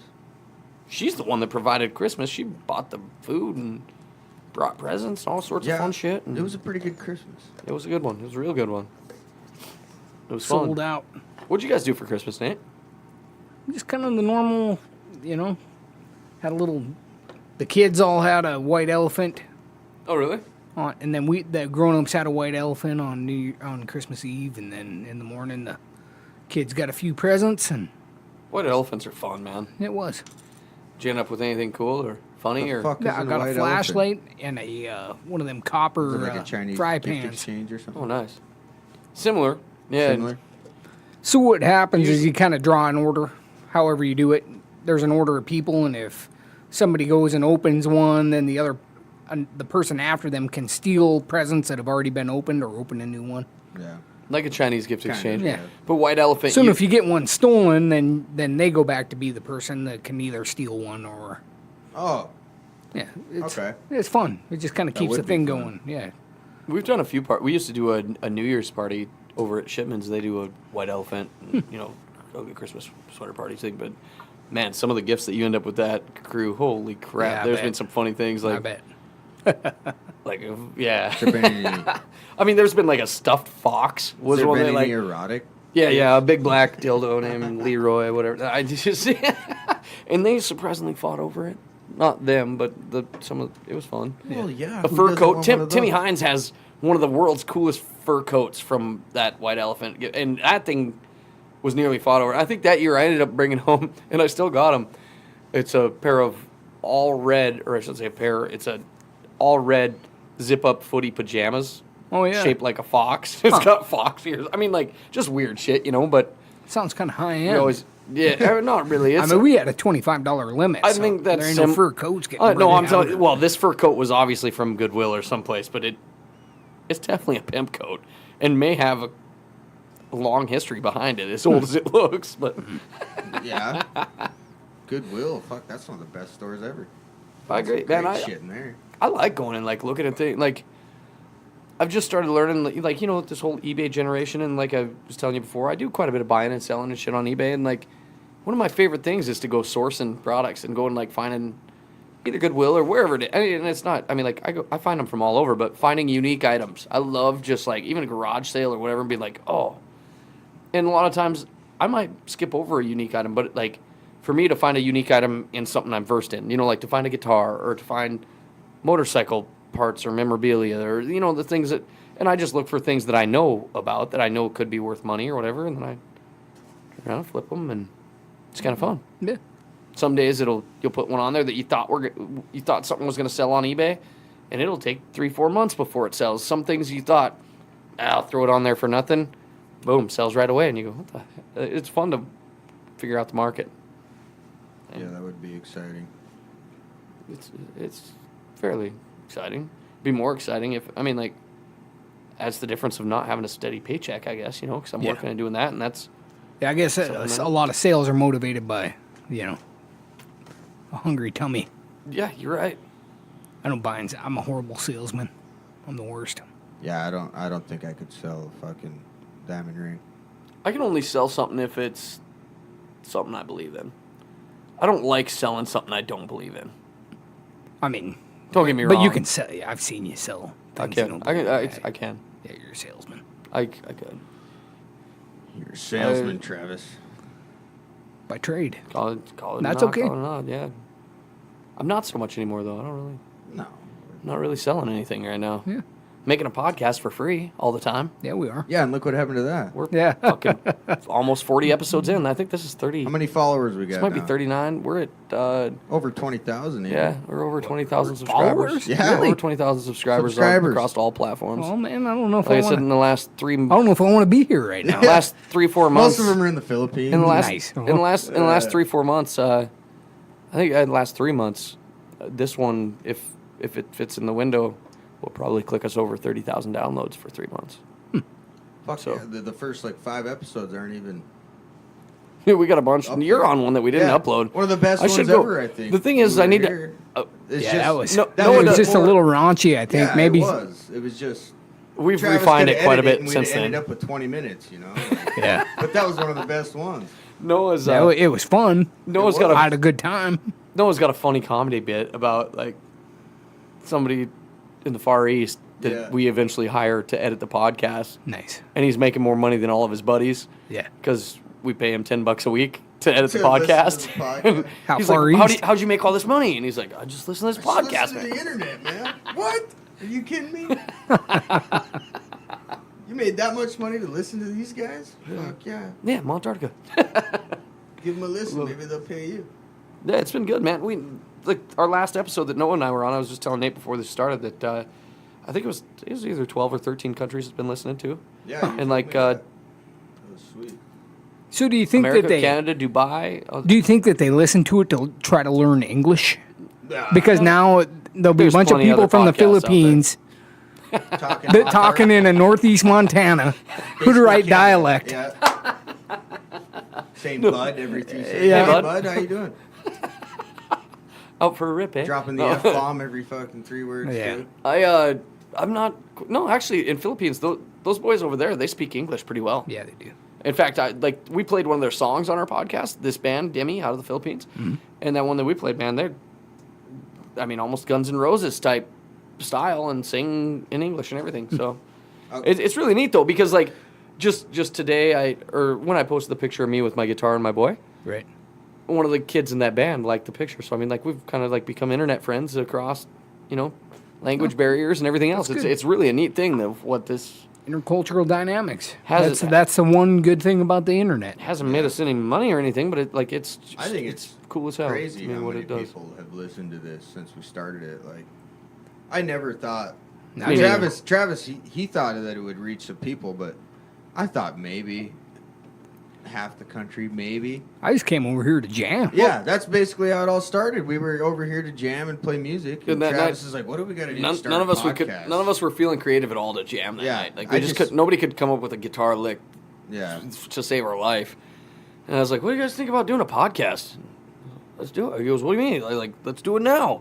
yeah. So- It's just like hit record. There we go. What we're Yeah. doing. There we went. Now you got like 2 condenser mics sitting here, Yeah, and then you got like a stage mic that's a over here. sure, with no, yeah. We're Yeah. legit. semi. Yeah, it is legit. Yeah, we're too legit to quit. No. Yeah. We're almost to 40 episodes. I think this is episode 39 That's how old I officially. am. I think. I'm old. We might have to do something special for 40. I don't know what the hell we'll do. This should be 40. Maybe we'll just skip one and call this 40. We could finally. Because I can do remember that. When what you're we your own named the boss, you can lion. do whatever the fuck you want with that number. Yeah. Yeah, you can.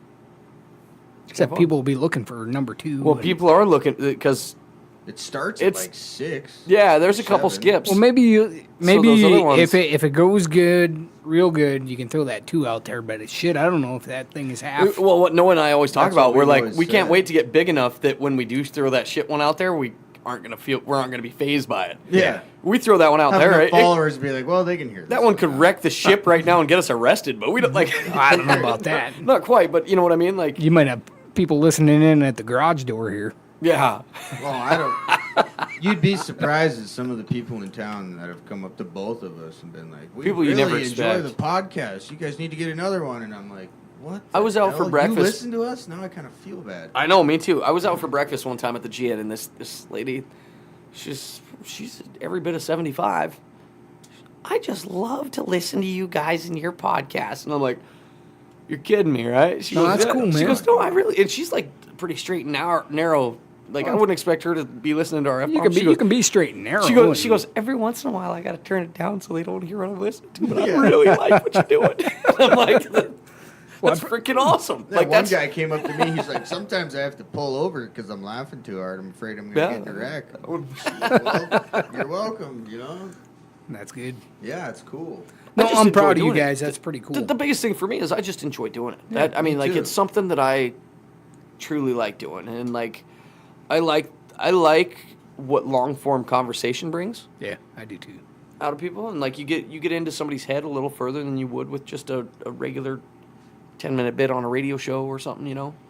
I like the bits too, as long as they're well done. Yeah, that's I've something seen some well done bits. we're we got some on paper that we're slowly. That's eventually a plan. Is like to slowly start working out a few little bits and like Just a little bit of Johnny Gould is a guy that could be perfect for a couple 2-3 minute bits. great voice. And- Jody oh, Lee's got a great Same voice. thing, yeah. I I got to get Jody in here more often too. He's a great conversationalist too. He is. You know, like Yeah, and you wouldn't think that about him if you didn't no, know him. that you dude's know? got a lot of knowledge I was and just gonna experience. say that. He'd The scare- few I've been on with him, he has so much knowledge. Yeah. I remember the one I did. I didn't say much at all. I just kind of sat back. I did one listened. with Jody and Travis, and I just kind of sat over there, and I was like, yep, Yeah. yeah, that's pretty bright, Jody. Yeah. he sits and It says learns. something, all you're the- just like, yeah. I mean, Jesus, now I Hell got, yeah, woo! now I'm gonna be driving 300 miles back home thinking about all the shit you just said. Quarter Now in I'm the gonna jar, go- and I'm sorry, Grandma, if you're listening to I'm this. gonna go But ponder my Yeah, life. we still do have Vanna the cuss jar, and listen to this. I mean, like, I can't even hardly rattle her anymore. She's so full of quarters. We gotta empty her so we can start paying her Well, again. that's probably gonna buy. I think what I'm gonna do to her is I'm gonna empty it, and that's gonna buy the little. I've learned how to record rock guitar in my YouTube ventures the last week. what do you mean? How to record it into the right mic and what to record like rock guitar. I'm gonna buy the mic that I'm gonna buy is about $90, and there we go. We'll pay most of it with the Vanna, Right. and then we record right into the. That's Vanna. yeah. Her The name's monkey Vanna. head is Yeah, Vanna? because you can buy a fuck, not a That vowel, is, not a vowel. Oh, I see. That And is. this is Harry P. Stamper. Harry They were all P. named in the Stamper. first few. Yeah, I knew Harry P. Stamper. We forgot the lion's name, but we had a badass name for the It lion. was pretty and we majestic. I can't remember it. We'll have to listen to. So I look and I see dirt bike trophies around here, and I see Kurt Cobain, and I see Bob Marley. reference back into Pearl Jam.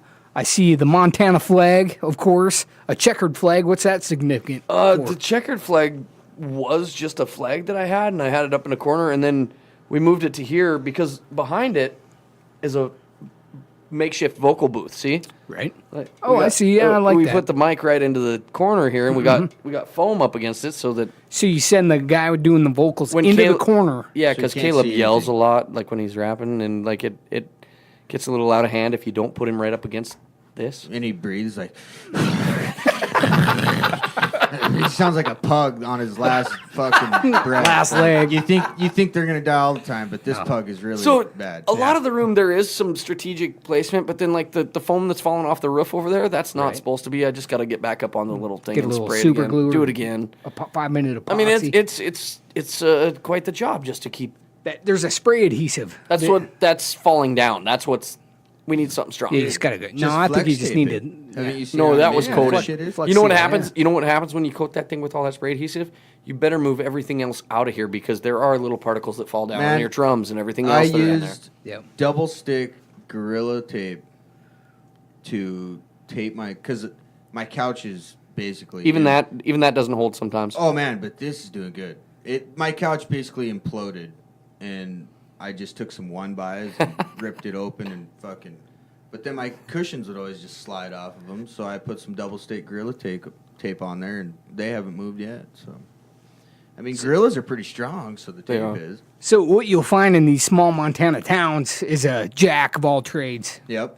And if people are going to make money, especially doing entrepreneurial activities, they're going to have to do like 3 or 4 different things, 3 Yeah. or 4 different irons in the fire at least. Yeah, just Now I also see an American flag up there, and I hold that near and dear to my heart for a lot of different reasons, right? That was You one of know? the first ones Yeah. in here. So, you got the American flag in here, and you got Charlie Pride, who actually started his career in the Hole, Yeah. Rogers Saloon in Malta, Montana, like in the early shit, 70s. huh? Yeah. Yep. And that's probably why the significance of Charlie Pride in here. The Motley Martin Crue guitars, poster. and I know that. Motley Crue, you go all the way to Pearl Jam. Well, the Motley Crue poster is because I went to their final tour with Carol and I went to them in Billings. in Billings. We went to pretty that good. one, and that was actually the cheapest thing that you could buy out of their merch booth was a big ass 3x5 tapestry. Got You got that that? band there. They were in That's Malta. nice. Yeah, What- I got a what bunch. band was that? That's Non-Point. Non-Point, I brought them yeah. to Malta on a whim. Yeah. Did a backyard concert. Picture with your kids in there. The Yeah.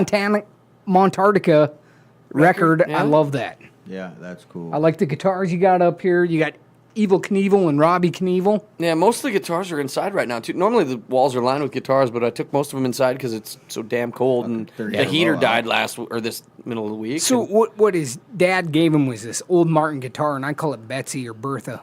It just depends on, or Martha some days. But I was kind of hoping to get over here and hammer on that thing for a while. It's like an old girl. He told me, he goes, I might have to come back girlfriend, I might have to come back or you might have to bring her out. I go, it's too cold for her to come out, but you can come up here, Dad, and get on the podcast and strum it a little bit if you want. Yeah, big time. I want to get my dad. I'd love to. Yeah, the podcast I want to do soon. I want to have sleep in your dad's camper. Dude, yeah, me too. I want to have a podcast soon with my dad and Daryl Garrett on it. Yeah, And I might end up just like having to sit back and let them take over because they're so goddamn good on a microphone. But they are. The apple fell from the tree, but I don't hold a candle to my old man. He's been an entertainer since long before the internet and everything else. Like, Noah and I were talking last week, like, when he started playing guitar, the way to learn how to play guitar was hope for your favorite song to come on the radio and try to emulate it as much as you could while it was there. And get on it as fast as you can. Yeah, and he's done that. I'm not so sure he ever has used the internet to learn a song yet. Probably not. And I nearly rely on it to learn a new song, but he had a set list sitting there. And I don't do a lot of covers anymore, but when I do, yeah. See, I don't. I have some covers for back when I used to house party some more. I got a few covers that I play and whatnot, but that's not. It gives you some longevity in the house party business. It does. I've lost some of that though. To me, I got more of my own personal jams. It's just like I sit down on the couch and I jam. I don't think I've been to a house party in like 15 years. Me neither. I'm trying to think. I mean, I had a little after bar party here not too long ago, which I never ever do. But my cousin Nate was in town and it had been quite a while, and I asked Carol if we could come over here, so we came out here, and sure enough, Nate decides to go. He rode over with a couple girls, and I think that it's just Nate and me and one of my other buddies.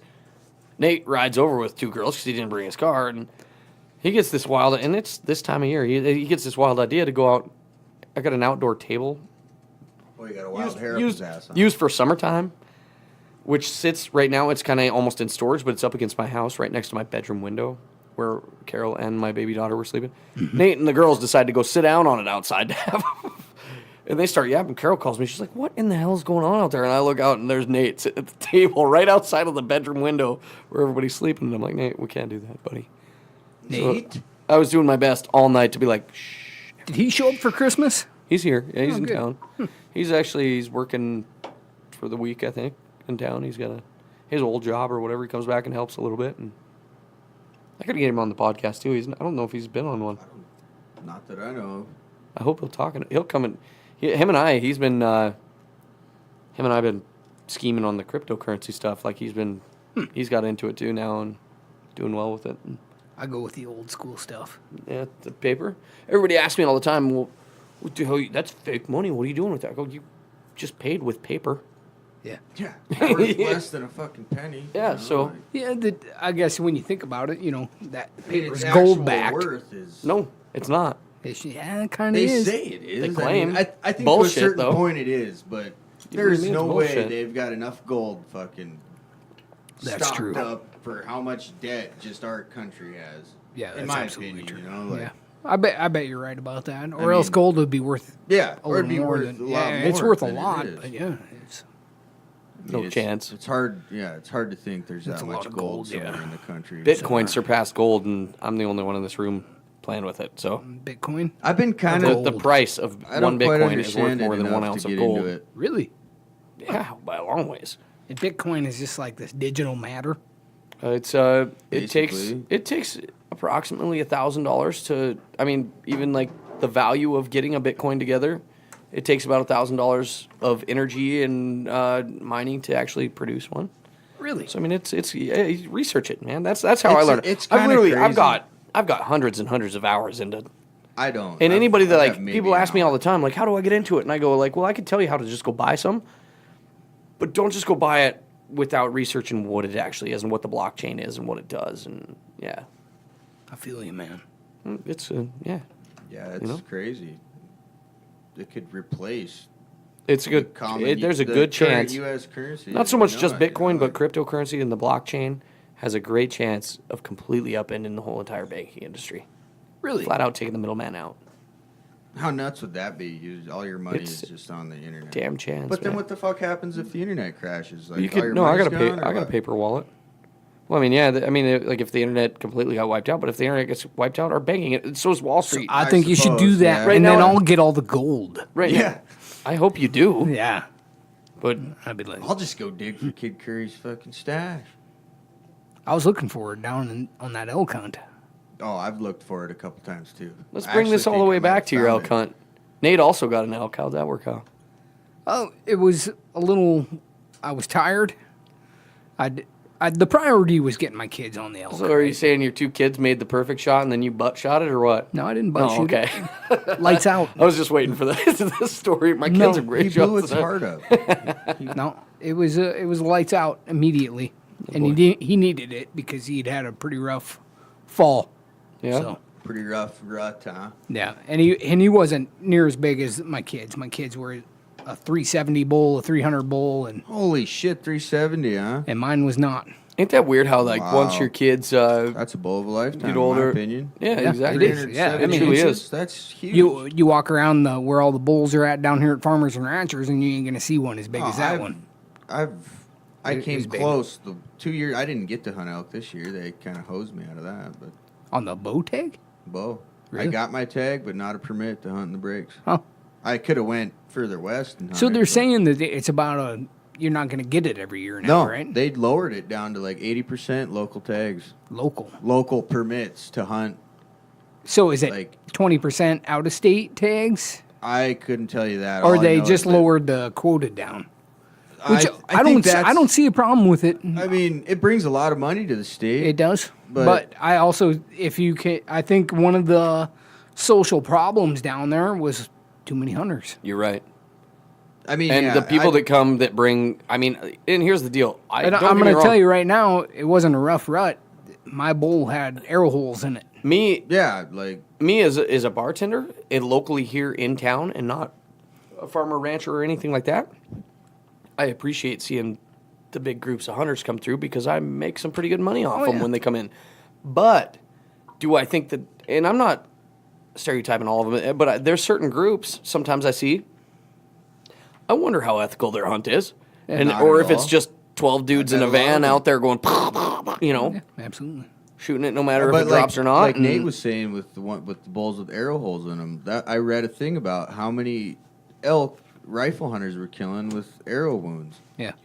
And I'm not going to deny I've shot bulls and not found them. Not because I didn't look, but holy shit, there was so many elk they were finding that weren't being killed with bows. So if they did lower the tags for the amount of bow tags they give out, I wouldn't have a problem, I guess. But man, this is the first year I haven't been able to hunt them Yeah. in my own county, and I was pretty upset about it. I mean, and with deer hunting, that's hard. It's hard to specify county.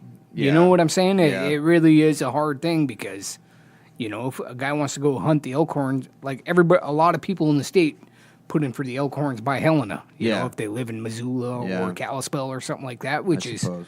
what do you do about that? Yeah. Do you keep it by county?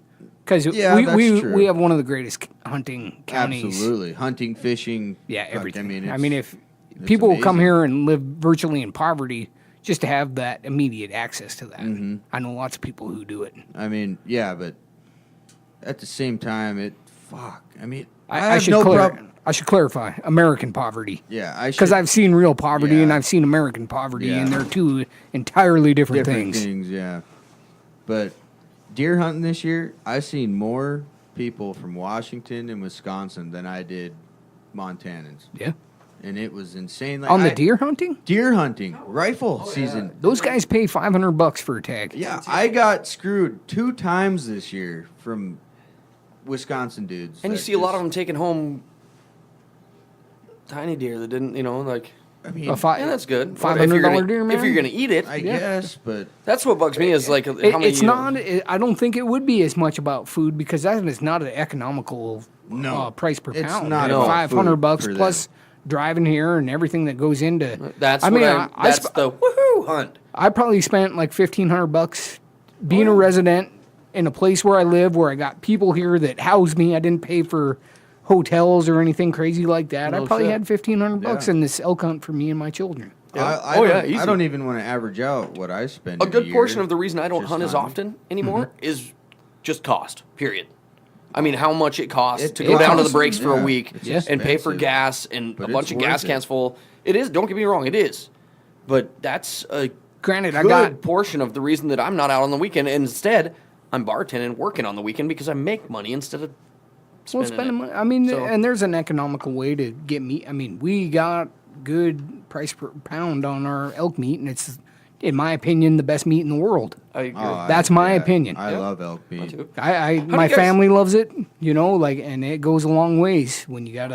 I do That's too. the biggest problem with when I shoot an elk. I got to give 75% of it away, or it'll get wasted at my house. Like Ivy would eat it. She's the fucking bomb. She got a little blow up white-tailed deer with a crossbow that my mom. Is she got the her. oldest one? No, she's my middle Okay. daughter. And she's awesome. You're gonna She- have one like that. Yeah, that she is shot my the- middle daughter. She shot this blow up white-tailed deer, and I'm like, all right, got it out. Let's bring it home. She flipped it over and rolled it up and pretended like she got it out, ripping the guts out, and then grabbed it around the head and drug it out of the living room. I was like, And I "That's don't my want to hero." advertise this area, me neither. because I've had some great things in other areas too. I've had great hunting experiences in Missoula County. Oh, yeah, I went in up- Lewis and yeah. Clark County. I've had great hunting experiences. I went up by One of my Lincoln last most winter, and that favorite was hunting awesome. experiences was down south of Dillon on that moose hunt. That was fun. I seen tons of elk, and this As is miserable as that could be at points, but it was still a memory I'll never forget. It was You fun, know- man. That was fun as shit. I the look part- at all you, and I told this to Chris Mayhew. I say he was talking to me about how miserable it was, and I said Nah, I didn't- everybody was a part timer.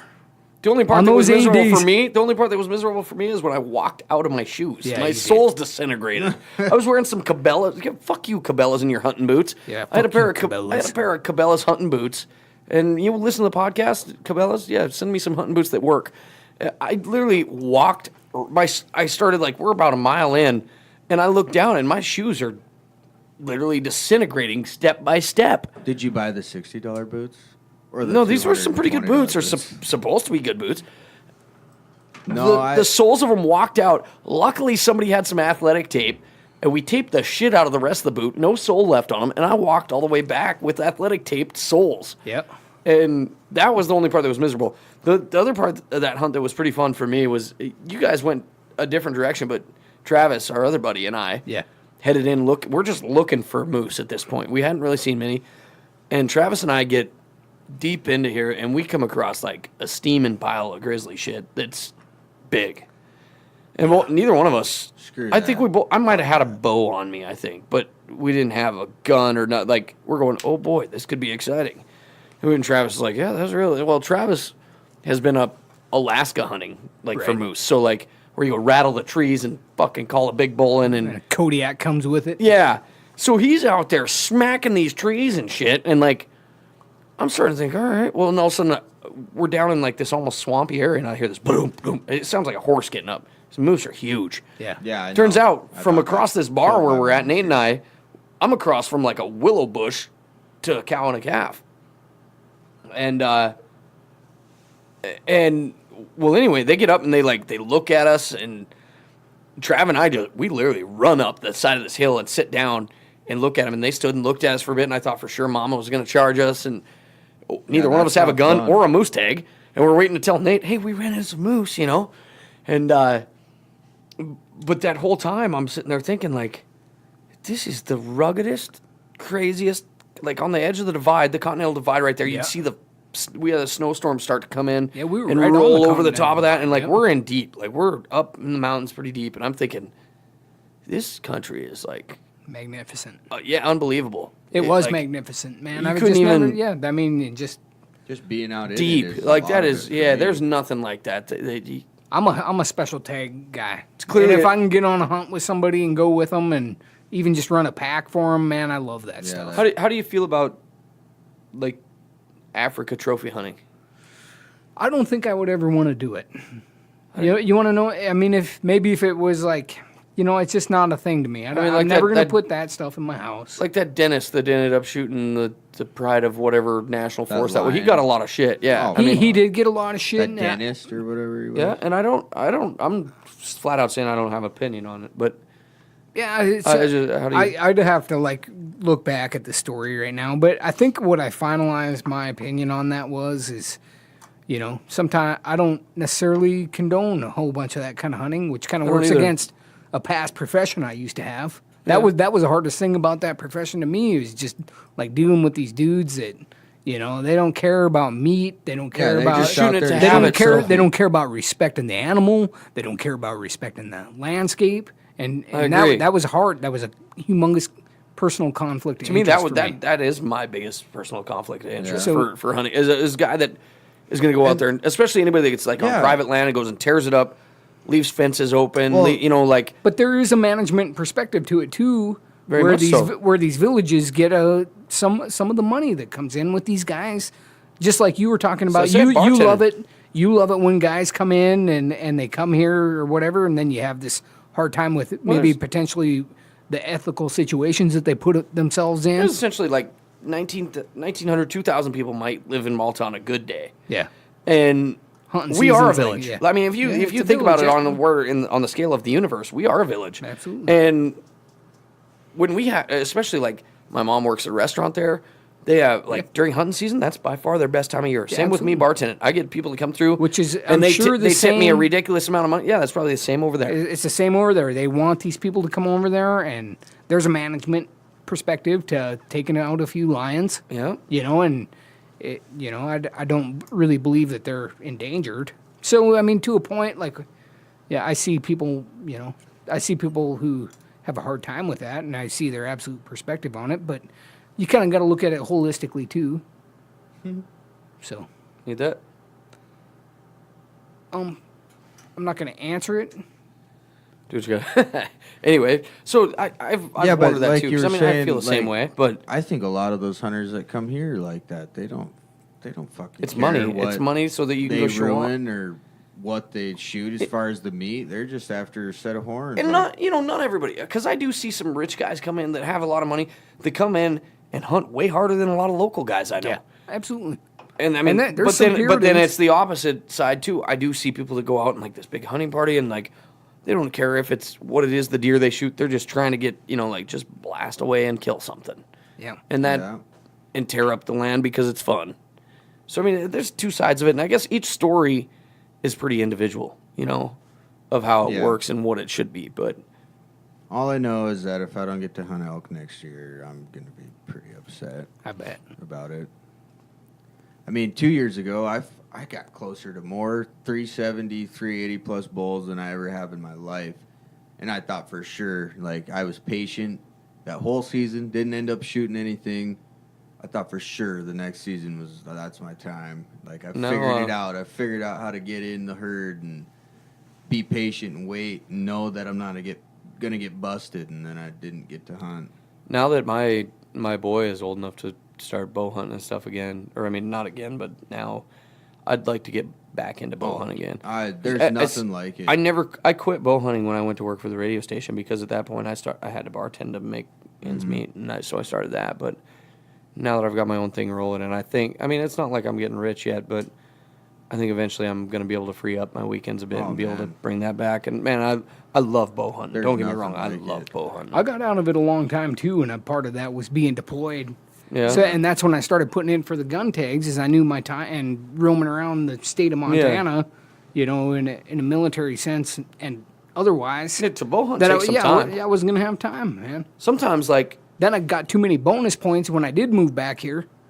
That I was like, all right, I'm not gonna blow my bonus points now on a bow tag. No kidding. I'll get one, and then I didn't get one for another 10 years, and to bow hunt, sometimes a week isn't near enough. no. You know what I mean? Like to No. do I mean, it right. if you want to be hunt- successful, If you hunt every weekend of the season, your No, chances yeah. of being successful are, I don't want to say slim. I mean, if you wanted to shoot an elk and you're a decent hunter, you could shoot a cow or a spike, but well, like you said, and most guys do. Most guys around here do. I'll see Yeah. guys that are avid hunters that go down there and they shoot a spike or a cow, and that's Because meat in you their want the freezer. meat. That is part of the. That's You eat for a year on that. Yeah, and I mean, if you like that, I mean, like, here's the deal: if you like animal protein, period, like elk meat is maybe the healthiest and some of the best flavored, and it's great, man. Yeah, I agree. Then you could Even possibly on get. that big bowl, it was a little chewy, and I said it tastes like an elk. Yeah. and it eats like a tire. So I'm saying I got a tender. I got like 2 tenderizers I just bought. Now I'm whapping the shit out of that thing Yeah. just to get her, so my I've had a 2-year-old can eat it. You know? I've had a big dilemma this week. I can't, because we moved into this place where the studio is and stuff a year and a half, 2 years ago. And just this week I came up and I really, really needed my meat slicer. I got like a professional meat slicer. Well, I had. What happened? Not quite sure. Can't find it in any of our cupboards. I've Can't got things like that. It's seem that to. goddamn gnome that runs around this town. Dude, I'm nowadays. telling you. Oh, well, along with the meat. Crack gnome. So going. Yeah. All right. Listen. Going back to cooking the prime rib and the meat thermometer. I said yesterday, I go, well, my meat thermometer's probably laying right next to my meat slicer, wherever the fuck that thing is. So I don't know. I lost both of them, or somebody lost them for me, or I don't know. Who Someone knows? probably snuck into your house while you were sleeping. Fuck, there's Like, gonna I'm be getting- Those are worth some slick money. leaves around I'm here. not taking either of these Martin guitars. Where's the fucking meat slicer? Yeah. No shit, huh?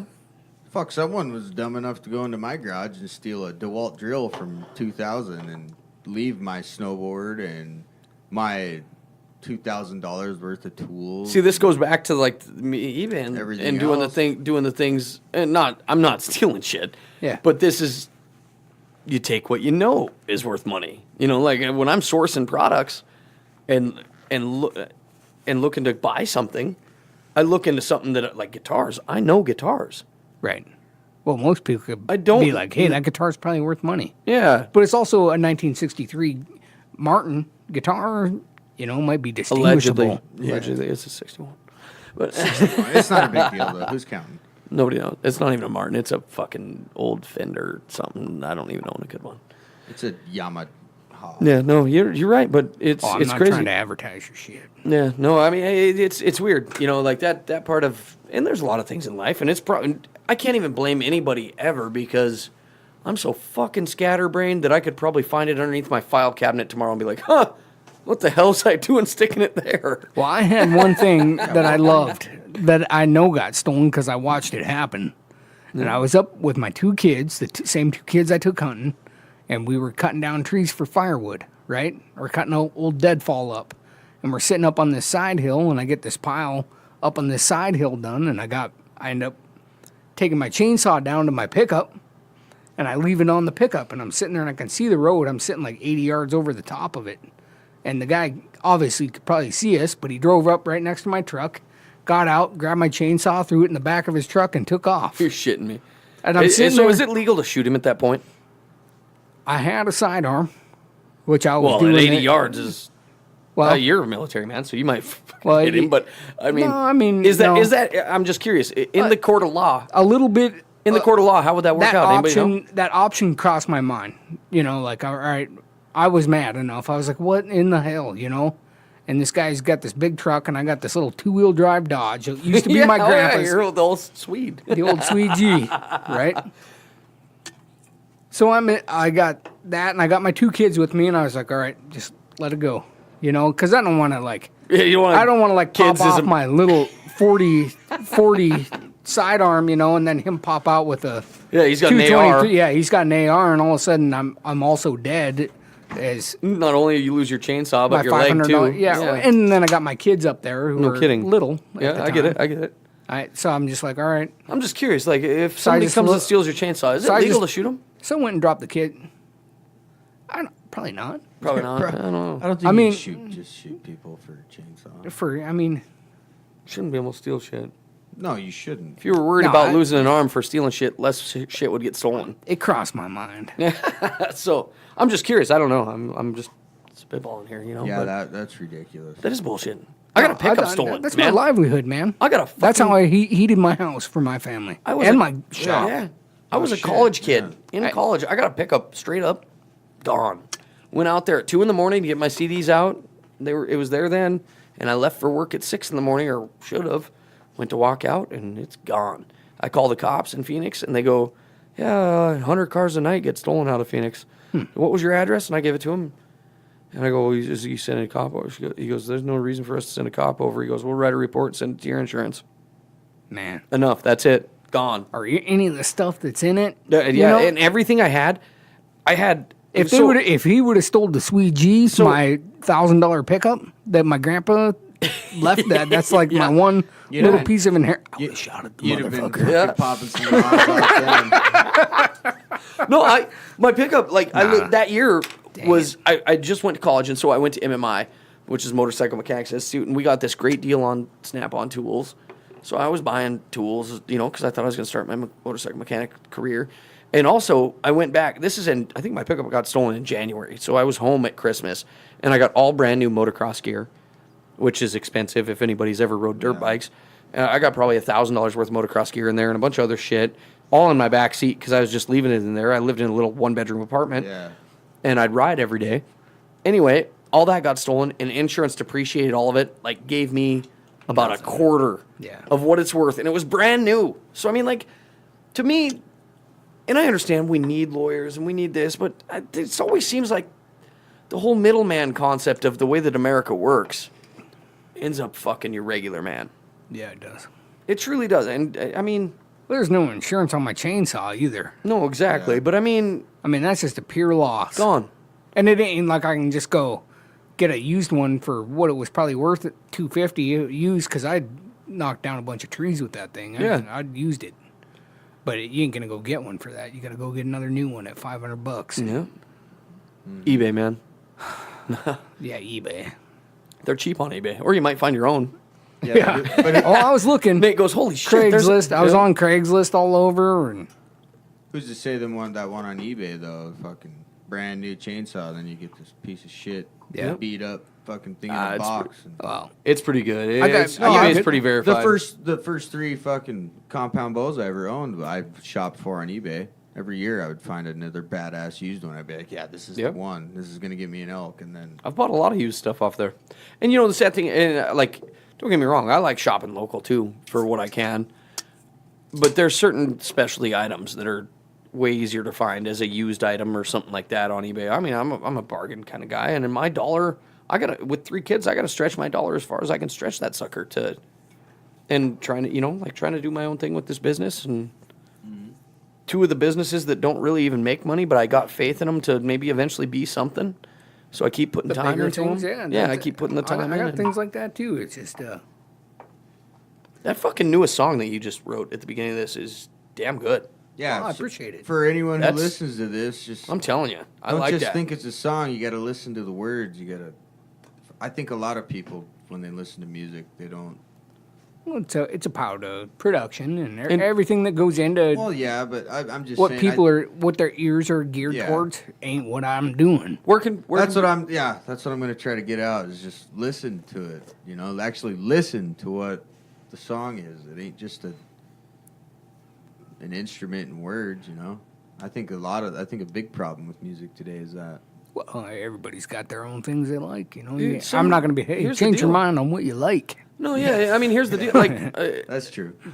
And I shouldn't just say girl, but certain people just want to hear a song that makes it feel. Doesn't matter the words. Yeah, it just makes you bob your head the right way. Yeah, absolutely. Like Gucci Gang, Gucci Gang, Gucci. Like that dude just had 300 million hits on YouTube for saying 3 words over and over and over, but apparently made people nod their heads and whatever. That's their music. They like it.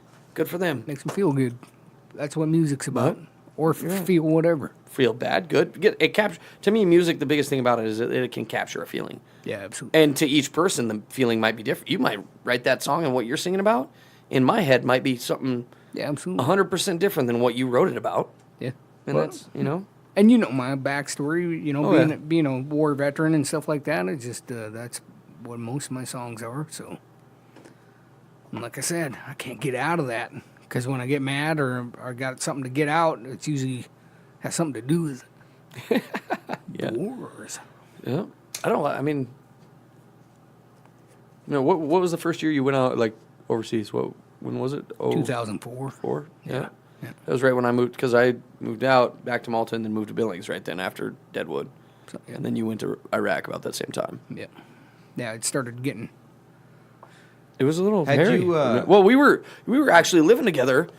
I think you were still in the house on the corner over here with Ryan and I when September 11th hit. Were Yeah. you gone Yep, by then? I Or was you, there. you were still there, weren't you? I remember waking up that morning and you and I were kind of camping upstairs of that place and shit. And we woke up that morning. I walked down. I was still working with Ryan and Booth and Sons. And Ryan's like, holy shit, we just been bombed or whatever. And I walked down. We all sat and watched the news of it. Yeah.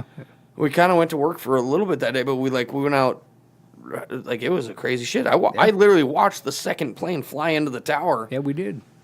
live. Yeah. And yeah, and even then, you and I, like when you and I, because we were friends and we were living together and whatnot, we knew something was fucking boiling. Yeah. You know, it was Had kind you of done crazy place. 2 tours or just one when you came back and were coaching in wrestling? By Two? that time, I Yeah. had done one tour, One tour? and then I did another tour after that. Yeah. I was just curious. If it How much one difference tour. was the first to the second? A lot. Yeah.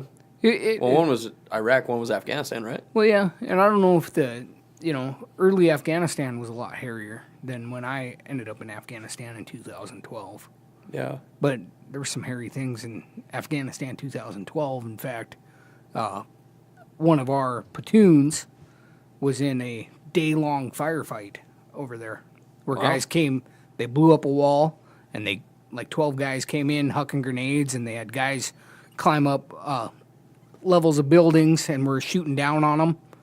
And actually, it was our second platoon. And I don't know if they would appreciate me telling their story, but I'll hit on some highlights of it. Is some Montana boys whooped ass. Nice. yeah. It's good to hear. So Well, and I always wonder the same thing. undefeated. That's fucking I mean, a awesome. couple guys went home after that, but they're okay now I always wondered. physically. That's fucking awesome. And I mean, I we're fighting for whole different reasons by sending our guys over there to their country. I always. Well, you got I empathy. put You up got the empathy. analogy. I You know. got empathy for those guys because if I put some an guys analogy- came here yeah, and and were set up- if somebody- rolling through my village, you would have an entirely. And I had empathy immediately with that. I put it this way: if somebody went and set up, suddenly some other country shows up, be it China, whatever, North Yeah. Korea. Say North Korea comes in, and they set up shop 30 miles south of here. Mm-hmm. I guarantee I'm calling my buddies and we're going, let's get 'em fuck the- these guys yeah. up. yeah. You know, I mean, that's Well, and that's know the what I thing mean? too And is they that's- so don't that- have like a variety of information being fed to them. no. That So they're making a lot of their own assumptions about what's going on, even on a bigger scale. Yet alone what's going on right in their own towns. and to me, well, and You got a lot of empathy for the that. language barrier Makes you a little alone. sick in your stomach when some of the things you got to do a little bit sick. I mean, like, here's something. I mean, like I said, I started learning some Spanish, which is nothing. A lot of people know that. But, like, the language barrier alone of me not being able to speak to another human. right. I was just up at Whitewater DJing this weekend, and there's a couple French guys that are up there working in one of Those the guys are ranches. hilarious. They're the shit. Well, one of them comes over and he's trying to tell me about a song he's got. And I literally couldn't hardly get the 4 words out to be able to download the song they want. And I go, Did he have glasses? we're the same age. We're the language barrier is so much that we can't. Finally, I let him just take over my MacBook, and he's very computer savvy. Starts doing his thing, and then like I had my turntables up and everything, and then I was like, "You want to just DJ your own song?" And he goes, "Me? Did you DJ this song or whatever?" And I go, "Yeah, just have it, whatever." Did And he do it with one microphone on his ear? pretty much? Yeah, I mean, he did it right. Was he but- spinning? No, it was new. no, It was no. new. It was new to him. Shit, Travis hardly spins. But listen, yeah, I mean, it was new to him. But the thing is like the fucking language barrier alone on this planet is insane, and it's starting to get like AI is making it easy enough that now you can speak into a certain phone and it'll translate. Absolutely. But our parents didn't have that. No. Or like we haven't had that up until we still don't quite have it. Yeah. But to me, that makes this world kind of a crazy place to live at this day and age that we do live. We might look at like our youngest daughters, Nate, that are growing up right now. They might be able to talk to everybody in the world and not, no problem. They send them a Yeah. message through Facebook and boom, there it is. Yeah. Facebook. Well, I got even now friends you from. can see translation. Yeah, I mean our friends from yeah, our friends from the something's written in a Philippines. different language, you just hit C translation. Yeah, So our friends it from the is. Philippines. I see their Facebook posts all the time. From they like the Montarctica page and whatnot, and I do the same thing. See translation, and you read it, and you go, ah, like Well, you know? thanks, buddy. Yeah, exactly. Same with our buddies from Brazil. There's a guy doing a movie right now about the skate parks in Montana, but he lives in Brazil. And we're getting the same shit. Side door? Yeah, just anywhere. All right. Yeah, you stepped right into my wheelhouse, and I'm having a Yep. physiological moment. All right. All right. Well, I'll be right back. yeah, I mean, it's crazy to me because who knows what guy that had that, he could have been your best friend. You might have had all the same interests. We might have all loved guitars and motorcycles or whatever it is that I'm into. Yeah. Yet we couldn't communicate it. Mm-hmm. And that, to me, in a way, kind of drives me. That's kind of shit that keeps me awake at night. Think about the fucking, like, special forces dudes that went into Vietnam that nobody knew about until now. Yeah. And parachuted into fucking right in the DMZ, basically, and formed militia groups with people they couldn't even fucking talk to. Well, and the problem is, Like, how the hell like, did even that over there, work? like, I know, like, Mandarin and that kind of, like, the different languages they speak is one of the is so much different than ours. And even, like Spanish is really Well, close to English. English is, like, the hardest language to learn. I mean, could be. I don't. I mean, but this- like English to Spanish, there's certain words that like I'm learning. There's Spanish words of like one single word that will mean 3 words in America. Yeah. It'll complete a whole sentence Yeah. by you say this, you know, and then Well, what really I've kind had of a couple beers, so I don't have any examples right now. opened But to me was that training I went to. There was a lady from Beijing, China, in that class, and she's been in America for over 2 years now, and she like that was her biggest problem. I don't even want to call it a problem because she was smarter than everyone Yeah. in there, and she fucking did just fine with all the driving and shit. But like that was, in my opinion, that was her biggest obstacle in that class was just talking to people and like doing the driver drills and shit like that. And she's been here for 2 years. Isn't You know, that- like, and like American or not American, like English, like there's a pro basketball player who was from Africa somewhere, but like they were just saying, he was saying how hard it was just for him to learn like how to have a sense of humor in English. Like, well, that's like he the French guys. Yeah, he could have learned how to speak American perfectly, but in order to Oh, yeah. use it in the right way and to get how to be humorous, you know, like that's like one of the hardest things to learn. Yeah, to me, with like, and like part of the things I'm starting to learn in Spanish now is like some of the idioms and like, you know, like the, just the simple sayings that we have in America, you know, they're different. Like in it. Well, I'm just fucking shit around. yeah, you're going to be deep into lessons before you get that one. But same way with, deep. I mean, like, I'm trying to think. I've had 3-4 beers and I can't think of one right now. But there's definitely things that you say, like, it's just a common saying that we say every day. You know, that to try and get it in Spanish, you go, what the hell is he talking about? You know, and it's so weird of how different. And like we've talked in the podcast before, 40 miles down the road, or even like out in Hayes, in the tribe, their language sounds like they're from a whole different country compared to the way we talk. I mean, yeah, they speak English, but their dialect and their You go 30, Their 40 slang miles north of here, and I and it's- swear you're right. everybody up there has got just a little bit different way they talk. or I mean, like a boot, whatever, you know. Yeah. Not even in Canada, just like the northern, just like No, yeah, you're up right. in them small towns, they A got- little more country, or they got it their sounds a own little little- more. I I'm feel after going outside like I live in Canada. Yeah, no shit. It is Canada's cold out warmer here, than people. this. Negative 22. It was officially Malta, Montana was the coldest place in the United States on Christmas at one point in the morning. I'm just gonna put out a petition to call it Montarctica because it's that much It is colder. Montarctica right now. I got friends from Montana. Like he's a guy that's married to my cousin. Sends a thing on. I put a post on Facebook saying it's negative 24, and he's like, "You can keep it because it's above fucking below over there." Yeah. in Kalispell or in Well, along it's the just I lake. went into a store here in town tonight and had to get a little heater because my washer and dryer line is freezing up.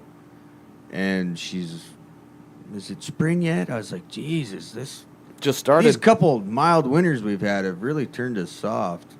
We Fuck, well, it's cold outside. I'm not going to deny that, but like We've been fucking going through winter with an average of probably 28 degrees, 26 Well, degrees. December's. I was skateboarding in December, which Nice. is surprising. But like I said, Hopefully we can get we got a new decent weather for this studio. weekend. We got a new studio heater in here for the day or two. But Get a wood stove in here, man. It's supposed that's to be, my eventual. I mean, it's supposed to but be here's pretty the nice deal. this weekend, though, in some places. I don't own the house, so it's a rental. Yeah. And for the price that I sold 6 Bitcoins to rent this house to be able to fucking pay my down payment and everything. And if I had those 6 Bitcoins right now, I could have bought this house and some land. Yeah. Whoops. Yeah, 2 years. What a difference that makes. You should have just Right, you know? contacted the guy who wrote Hindsight's The Simpsons. 2020. He could have and told you what here's, happened. Here's the deal. Hindsight's 2020, and I doubled my money anyway, so I can't bitch about it. I bought them at 200, sold them at 400, but now they're worth almost 20,000. So, good idea, Travis. Well, shit. I see your little sign up there that say dreams don't work unless you do. Who got you that one? I found it at a garage sale. Really? Yeah. What about the one his wonderful girlfriend got him? This one, yeah, that's one of the best one.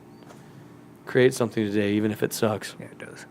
I like that. That was a pretty inspirational day. She gave me that and a bottle of my favorite whiskey and was like, go out to the garage. And I seen that. And you were I like, was wait, what the fuck's going on here? Yeah, no, it was awesome. That's one of the greatest. Go out to the Is this garage. a test, man? Take a cot with you. No, I've threatened to get a futon in here. And she goes, you get a futon in there, you'll never come into the regular house. You like the room too much. And I'm like, well, I kind of do like it in here. But It's a good room. Yeah, it's fun. it's starting to look like an Applebee's in here. Got so much shit on the walls, but Yeah, a little bit. it's a little, all of them have a little bit of meaning. Actually, the thing with probably the least meaning is that, like the Cobain poster over there. But it's because I liked his shit. I liked what it... I did too. I grew up on some Nirvana, I did too. So I was And Pearl just Jam. talking with Johnny tonight. the whole Pearl Jam thing coming full circle is Oh, the man. craziest thing to me. Yeah, What but do you mean full circle? The last 2 summers, we literally just hang out with Jeff. Like it's a Yeah, neat that deal, was dude. It's one of the coolest he built days the ever skate in park my for us. book. I brought a small idea to the Shane and I bring this small idea to the city council meeting because we want to build a skate park, and suddenly within 3 weeks, we're talking with Jeff Ammon at Pearl Jam, and he's donating us a skate park, and now it's in the ground, and we have one, and it it's changes the way awesome. that I stay in shape as an adult. I go out there and like that's my workout now. I go work my ass off in that skate park, and Did you break any bones in that skate park? one. Nice. I haven't. But yet. anything fun, you break a bone. I mean, in my life, I've broke 13 of them, so one at the skate park isn't that bad. I've been lucky enough to know how to kind of fall I tell you what- gracefully so far, but You're young. I did get a dent in my head in Lewistown skate park. That Lewistown skate park is next to heaven, man. That thing's phenomenal. He did that too. He put one in Hayes. There's one in Hayes that's ridiculously cool Oh, too. really? Yeah. They're they're all, like- how many has he built in But- and Montana now- now? oh man, I got a shirt with them on Me it. But too. There's a lot of them. that hat right there, that MPS, that shape is the pool at Jeff's house, just north, or I mean, well, not north, but just outside of Missoula. He's got 2 pools. He's got one outside and one in his garage where he lives in Missoula. But he's super cool. He's a small town. Yeah, if you didn't boy know who just he like us. was and you just decided to Sandy go guy. strike up a conversation with a guy and it happened to be him, you'd have no fucking clue This- he was in the Hall of Fame for rock and roll. This year, Noah got to meet him on his birthday. Oh, it was awesome. Noah's On birthday your was birthday? Yeah. Noah's birthday was the day of the grand opening of the skate park in Missoula, or I mean in Lewistown. That was my first So, real road trip down there. I went with my little brother to Rapid City to watch him. Nice. That's where my people are from. I Rapid. I watched him Pine in Ridge. 2003. I saw him at the Adams Center, and it was miserable. It was so many people in there, and it was like August, September. It was hot as shit. I was shirtless, and I don't normally go shirtless as wet as I am. It was that fucking hot, and it was miserable. And I was with, I took like my cousin and one of her girlfriends with us as a graduation present. It was their graduation. I graduated in 01. They were in 03, and they wanted to leave before the encore and go sit in the pickup. Oh. And it was Pearl Jam. So, Yeah, it was. but you know, I'd love to go whatever. see him. Yeah, we stayed They there all the rocked. time. It was pretty cool. They rocked the shit out of it. But like I said, it's just strange to me that like now, I literally know, like, well, no, I shouldn't say no, but like I'm closer to Jeff on a different end of skateboarding than the music thing ever even. Well, it's just a North Montana type guy. we go to Big Sandy, and like the Big Sandy Jam every year is just a thing, and Yeah. he brings all of it. He brings all of his skateboard buddies out of like California, wherever they come from. All of his buddies, they're older guys that started the whole skateboarding industry shit, and he brings them up, and they do a little small tour of the skate parks that he's built, and he puts more money into it. Like I said, a lot of rock stars do all their shit up their nose, and Jeff's putting shit in the ground that'll last the next 70, 80 years in these small towns. Yeah. It's ridiculously cool. It's Yeah, and he doesn't act like... No, like that You know, Lewistown he thing, doesn't- he hung out all day with every Yeah. little kid and everything, and anybody that wants a picture or whatever it is, or just strike up a conversation. Yeah, definitely a musical idol of mine. Absolutely. Unbelievably Yeah, cool. just somebody. Well, when you look of- back on, He's become one of mine just in the past Well, 3 years. and don't get me wrong, I've always been a big Pearl Jam fan, but I wasn't quite old enough to really get in the Mother Love Bone. Oh, that's what I was But trying after to get at now, I earlier. got back in it. Like there now that I have met Jeff and known Jeff and stuff, I've got into Mother Love Bone, and Mother Love Bone to me, I might actually maybe like Mother Love Bone I was going to say as that much, if not maybe even more than Pearl Jam. just a little bit ago. Like, what do you think they would have been if... They got some good music. Like I mean, their whole catalog is Oh, phenomenal. hell I can listen yeah. to it front to back, every fucking song all the Mother way through. Love and go Bone like, was... yeah. How rare is it that they had the lead singer, Mother Love Bone, and then Eddie Vedder? Like, two guys that I guarantee neither one of you could probably say someone sounds like they did. Yeah. Like, just amazing Yeah, how did those vocalists. how did those guys land? I mean, Yeah. they did. They knew because they knew they made it with Mother Love Bone. They knew that they were onto something, Yeah. and then he died, and you can't give up that dream. So you got to find somebody, and luckily, It happens luckily to you be got Eddie Vedder. Vedder? Yeah, and then you How does boom, that work? boom, a rock and roll Hall of Fame career is right there too. So it's awesome. It's so cool to know that a dude from little small town of Montana that had a cool little dream just made it happen. Yeah, he did. He actually went to try and play basketball in Missoula. That was his original plan, and then realized that hey, I might not get enough playing time. I'm gonna be in my band. It's kind of a neat deal, dude. I mean, and we all grow up. We all got these crazy stories of. I mean, you and I look at that, like how many different times or twists or turns our lives have shaped and what came back. And I'm reading a book right now, and I don't really want to recall the name. I'm not all the way through it, but part of it, what he says is the expectations are what ruins you. You really say you got this relationship. You really expected this relationship to be like this, Yeah. rather than putting the time in of what it is that day. You expected them to act like this, and you can't expect somebody else to act the way or your expectations of where your life should be and where it shouldn't be. You can't expect where your life is. It's more of a dance than it is a direct path of what you're going into, and you more or less gotta. What you can fix is the thing, like in your head when you know, man, I shouldn't do this, and you do that. Those are the paths that you can fix. Right. You can't fix the happenings to you, like the shit that is Comes out of nowhere. yeah out of the universe, and how you deal with that is what defines you as who you are. Riding that same horse too long. Yeah, Maybe. It's fucking cold outside. Yeah, guys. it is. I didn't think it was that bad. Oh, yeah, right. I've been outside for part of the day today. I had to my kids don't listen to the podcast, but my Why not? because I give away Christmas presents and tell them Santa isn't real. But What? No, you don't. but yeah, you were playing his Christmas present 2 weeks before he Yeah, got I it. know. It was awesome, But too. we so this is one of the most heartbreaking. Like my little 1.5-year-old daughter. So this her first Christmas that she can actually tear presents apart, and it's kind of a cool thing. And Carol got her one of these ball pits, but it's a blow up ball pit, and it's 40 below out. As I decided to come out to the garage and blow it up, and I kept telling Carol, I was like, I really don't want to come out and blow it up in the garage. It's too cold. It's gonna get too bitter cold, whatever. Well, I blew it up, and I blew it up nice, soft, and everything seems smooth.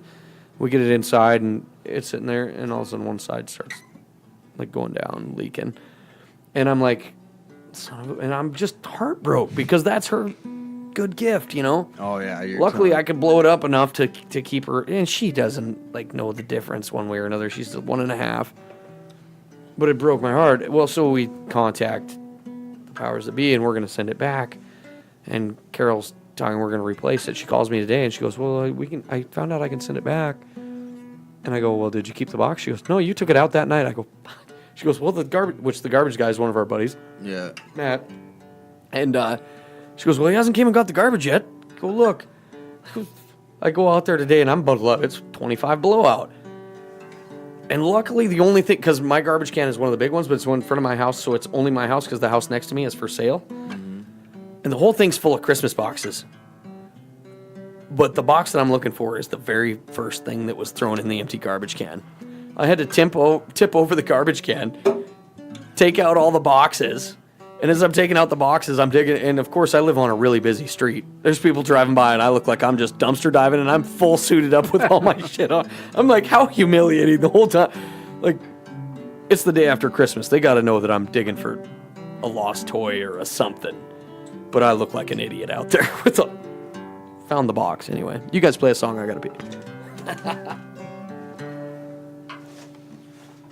Yeah, Ivy, she's just obsessed with motorcycles. The one that gutted the blow-up deer out. And so this year we got her an electric motorcycle. And she was scared of it.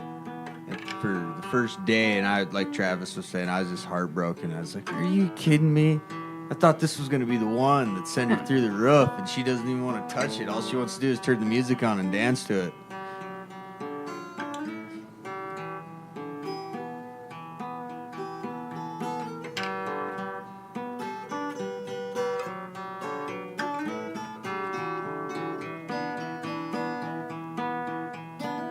Phillips County Fair on a bend on the river, waiting in line on a ride called the Zipper.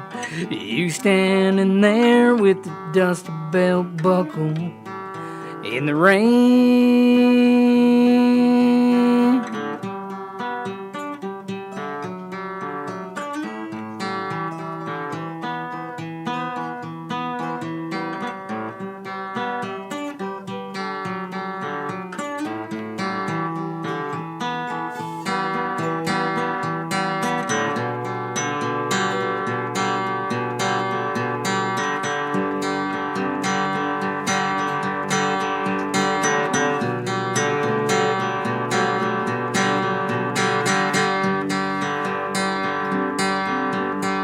She'd have been the kind of woman working right beside him as the sun's going down.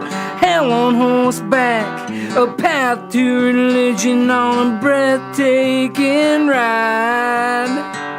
Making a living, relying on forgiving and carrying it on. But now it's gone. Now it's gone. Now it's gone.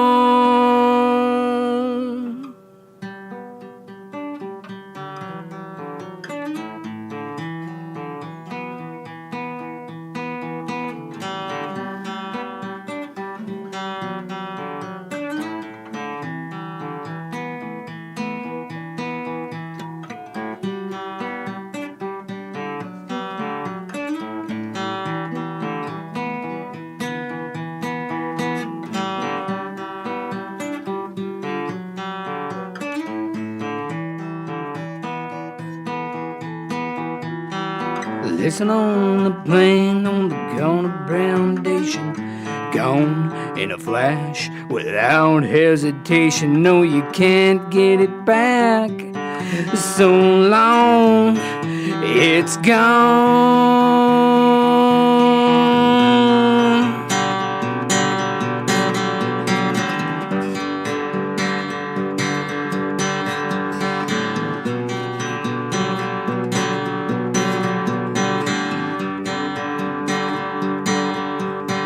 She'd have been the kind of woman working right beside him as the sun's going down. Hell on horseback, a path to religion on a breathtaking ride. Making a living, relying on forgiving and carrying it on. But now it's gone. Now it's gone. Now it's gone.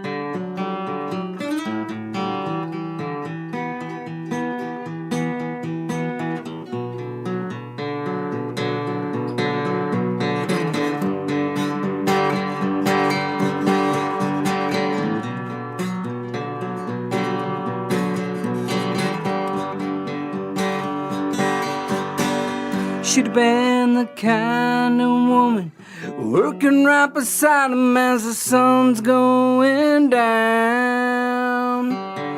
Hell on horseback, a path to religion on a breathtaking ride. Making a living, relying on forgiving and carrying it on. But now it's gone. Now it's gone. Now it's gone. Yeah. Hell yeah. Man, I miss having you around, Nate. It's fun stuff. I mean, I know a man's got to go make a living elsewhere and whatnot, but I sure miss having you around this fucking northeastern, central I miss being around. Montarctica. I kind of half-angled on You trying know? to get back here, but Yeah. I don't think it's going to work out for me. Maybe someday. Maybe you can. Yeah, no, I would never wish. I was going to say maybe you could retire here, but I'd never wish retirement on somebody to have to retire to 25 below. I wouldn't You mind deserve it. a I beach. love it, man. Yeah, I well, would- get me That's wrong, what I you do grew too. up in, I do you know? too. That's what I'd like to come back. Man, I like it. you can too. just shut the freezers off, man. Yeah. You know what I'm Put 'em on saying? the garage. I should shut the freezer off out there. That sucker's probably working harder trying to keep it. Cool or Yeah. warm enough to Yeah. not turn into some. No, you know what? Don't get me wrong. I love a beach and stuff too, but this is still home. You know, like No, you go visit those kind of. Carol told me the other day. She's like, "You're lucky I love you, or I'd be in Florida in flip flops and shorts right now." And I'm like, "Don't get me wrong. I wouldn't mind flip flops and shorts right now." And you were like, "You're lucky I fucking love you, Yeah. or else you wouldn't be here."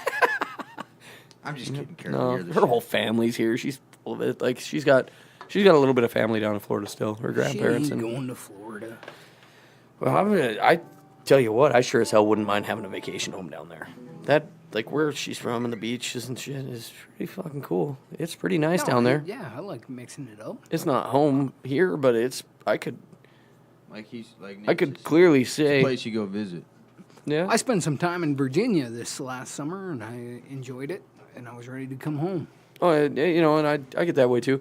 I still wonder though, like, cause my little isolated life, I mean, like, I've been out, I've traveled a little bit, and I've went around, but I've never really like, what if you had unlimited funds to seek the place that you wanted to make home? You know, like, we call this home because this is where we're from and this is what we're at. But like, what if you had the time and the money to go seek the perfect place? You know, or the Been perfect. one state I've been to. Like- I haven't been to all of them, but I've been to a lot of them. I mean, people Wrestling. Tell me, like, Oregon was the yeah. only place I See, ever people tell me wanted to go live. like back Portland, Oregon was pretty cool, but it's got almost maybe overrun. Madison, Wisconsin, Austin, Texas. You know, I mean, there's cities like that all over that people say are way cooler than the rest. Missoula, Montana, is one of them. You know. Mm-hmm. I wonder. You know, like, what do you find? What do you find out there? Because I've traveled a lot of states, but I can't say I'm well traveled. Yeah, like I just said. I can click a lot of the boxes when they say how many states have you That's what been I mean. to, but I'm like, all right, If I had a motorhome, I don't most of really my know. states would be filled, except for the East Coast. But like, I'd have a lot of dots. I mean, we flew into New York. I got to see the Manhattan skyline. We flew in, jumped on another plane as fast as we could, and headed to Tampa. So So the best airport I've ever been in is we flew into Ireland, and that was coming out of Iraq. That's when we're wow. all done. The whole battalion's coming back on the same plane, and we fly in there, and you're in Iraq, and it's real gray, it's real tan, and it's real dirty. And you look out the window in Ireland, and green. nothing but green, dude. And there were dudes like licking the windows. Then again, South Phillips County with the good rain will look green as green can be. There's days I've drove to Billings and went, Yeah, didn't look it's like that everything's this year. green the whole way. No, this year was not wet.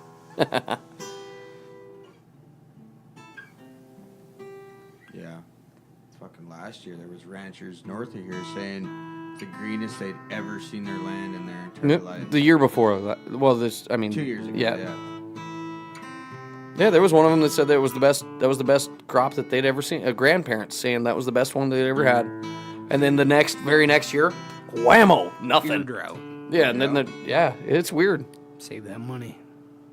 Well, it's a different kind of dry heat rodeo. Laying track down a lonely road. Devil in the sunshine, come out tonight. Oh, it's a long way down.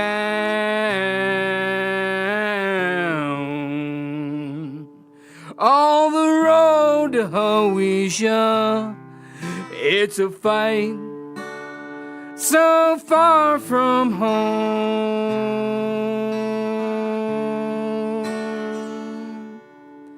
Well, on the bypass trail, the call was lost. Hold on to your hat. On the second date down, we took the town, and that's not all we got. You gotta trust yourself and trust in your brothers and trust in the old man. Heaven steady my hand and mind.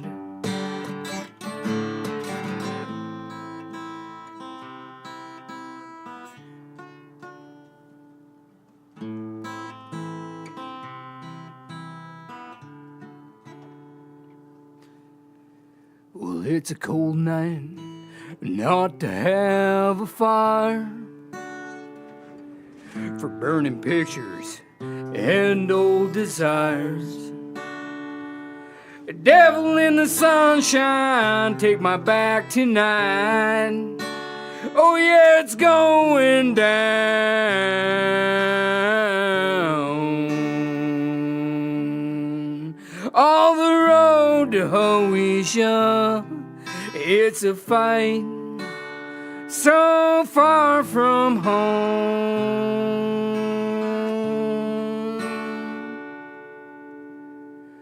On the Anaconda Trail, Outlaw 3 was lost and he won't be coming back. On the third date down, we took the town, and that's not all we got. You gotta trust yourself and trust in your brothers and trust in the old man. Heaven steady my hand and mind.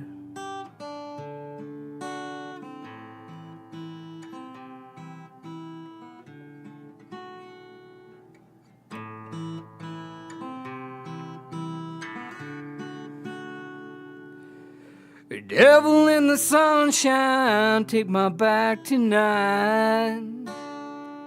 Oh yeah, it's going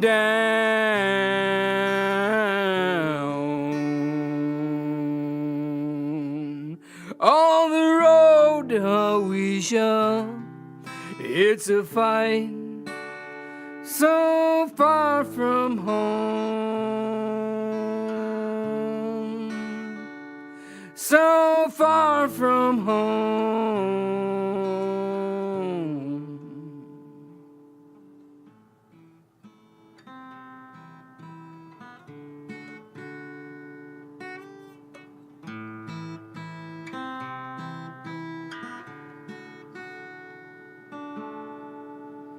Man, I haven't played that song in years, dude.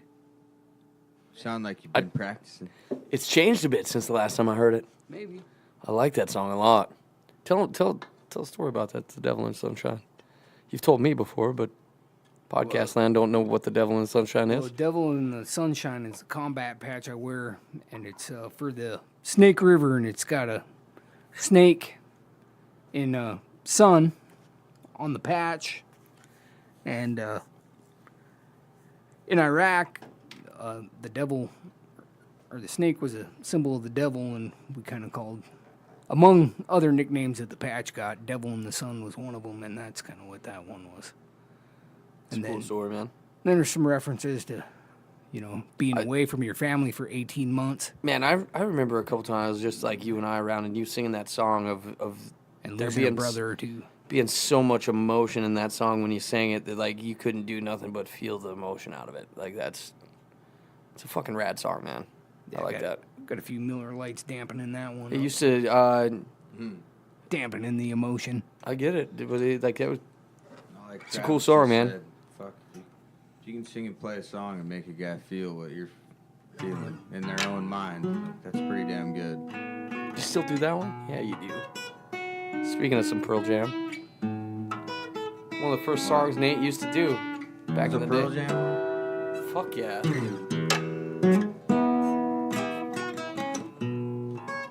All right. Dude.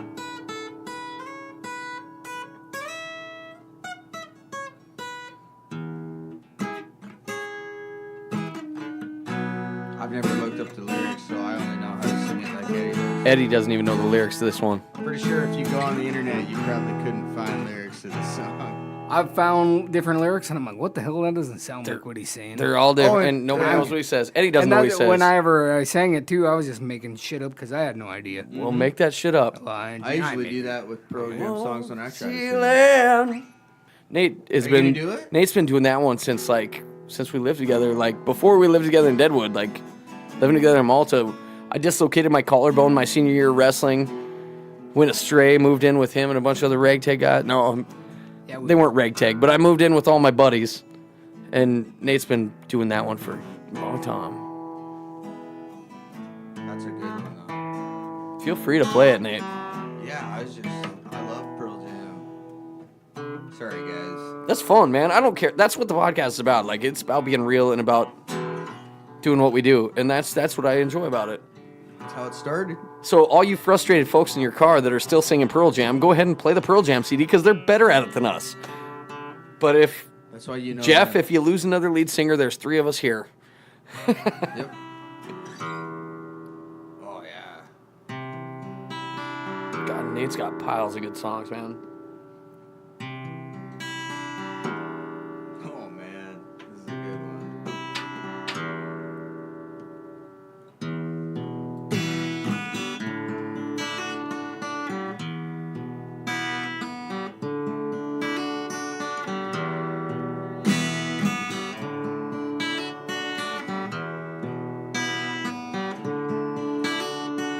Vacate is the word.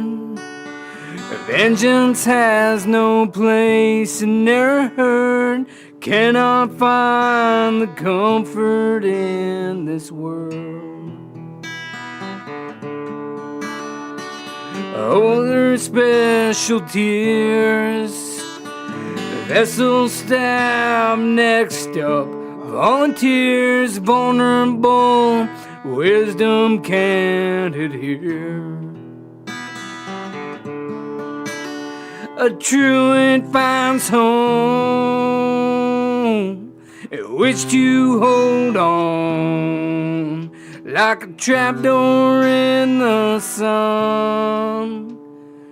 Immortality.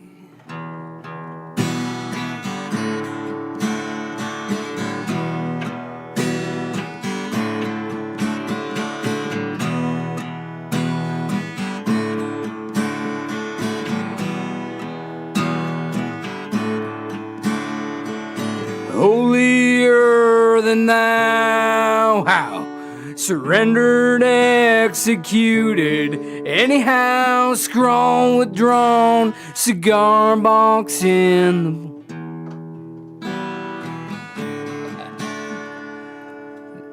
I got a bunch of that one, but I'll save it for Eddie and Man, Jeff and everybody else. I'm not gonna lie, I love that shit. I love jamming with my buddies. That's seriously favorite times.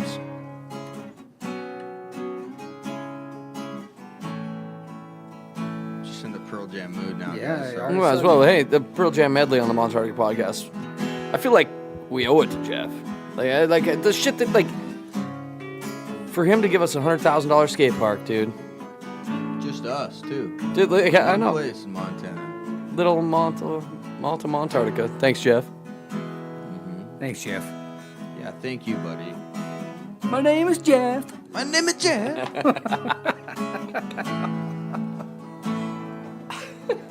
All right. Once divided, nothing left to subtract. Some words were spoken, I can't be taken back. He walks on his own with thoughts he can't help thinking. Futures above, and the past is slow and sinking. I caught a bolt of lightning, curse the day he let it go.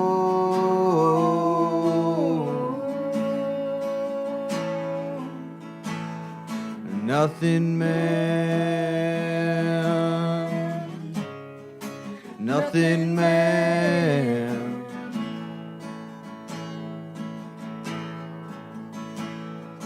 Isn't it something?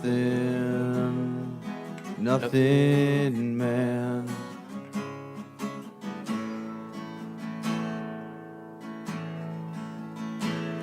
She once believed in every story he had to tell. One day she stiffened and took the other side. Empty stares from each corner of a shared prison cell. One just escaped, one's left inside the well. And he who forgets Will be destined to remember.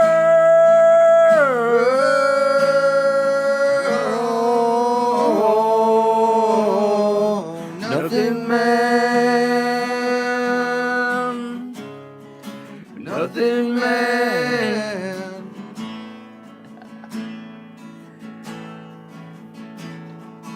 Isn't it something? Nothing man.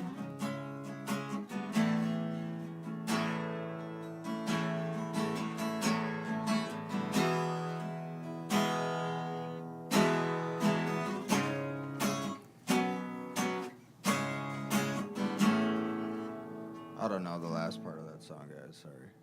Attaboy, Noah.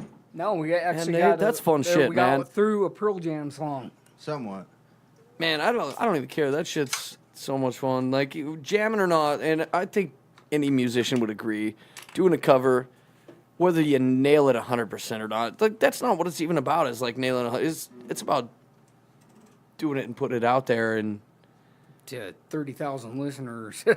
That all them songs we messed up right before we. perfect. Whether they enjoy it because we screwed up or whether they know us by now. Yeah, Yeah. maybe. You know, We're gonna fuck some shit up. Yeah, well, that's what we're here to fuck shit up. We're gonna interview as a team today. Yeah.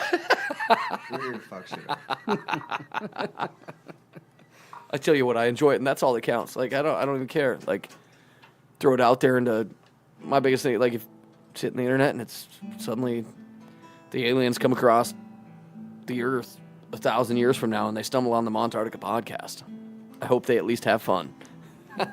Probably like, We should have nuked this place a long time ago. Yeah. Kidding, man. It's fun shit. It I enjoy is. doing what we do. Nate,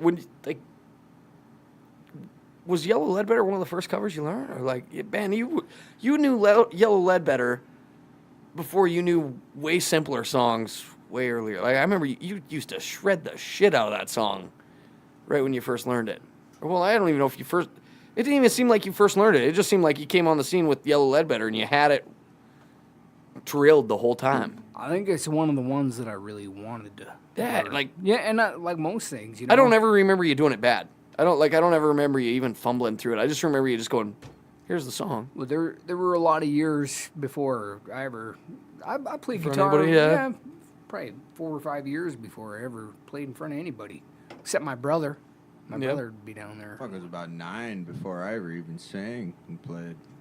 I bought my first one when I was 12. I didn't sing till I was about 18. Man, I sing a 19. whole that's lot. about where I I sing a sit. whole lot without anybody listening, and I sing a whole lot into my own little recording devices here I sing on the way to before I work belt them out in the morning. Oh man, Me my too. best singers or my best sings come in a car ride or a maybe not so much car. There's a lot of times in the studio where I get feeling right and doing my own thing. If I'm Yeah. out here by myself, You get it locked in. You know? I'm supposed to be working on phones, and I'm out here fucking even putting a drum beat down and singing to that or doing whatever it is. So you know, you come up and you start playing in front of more people, and then you start hitting open mics and even like a show here and there or something. And you know, the worst feeling is when you get up there and your voice isn't there, I know, yeah. and you're like you're off. Or you and- no, to me it was when you're expected to. Like when you were like I've had this come up like where I've had somebody, well, come sing, come do it. Then I'm like, I'm not feeling it. And then you go up and then you go to hit that one hard note and it didn't hit. Yeah. That's the worst. Or That's the just like- scary thing. Or you like lose your voice and they want you to do 7 more songs, and you're up there just like I've been fighting this thing lately that like my Yeah. and tonight I don't feel it so much, but lately my tonsils were almost like closing shut here in the last. It's been like almost 2 months worth. As the evening goes on, my throat's like tightened up. And if it was a morning, I could have did great. But like by the evening, I'm like, I can't really sing anything. And I don't even know what to do about We had it. a deal, Cat. Yeah, I know. We had an agreement, Cat. Coming from a guy that likes to sing and like enjoyed being able to do it, it was really frustrating. And I've literally like Carol know in the house. I keep walking by, going like, I wonder if I should go get my tonsils out, or like. And I also Don't remove those. I also wonder if it WebMD. changed something. Yeah, yeah. WebMD, you're dying. You know where It should just be called YourDying.com. surgery's dirt cheap. There's The internet. WebMD. It would be so much cooler if they had like pop-ups of Mexican dentists and Mexican or where you could go get that surgery done cheap. all the people find them. It's official. You're dying of AIDS. Call this guy. Yeah. All you need is money. Look at Magic Johnson. You'd be laying awake at 5 a.m. going, I wonder if he takes Bitcoin. Probably. You should. But anyway, God damn it, guys. This has been a fun-ass podcast. Yeah, we're has.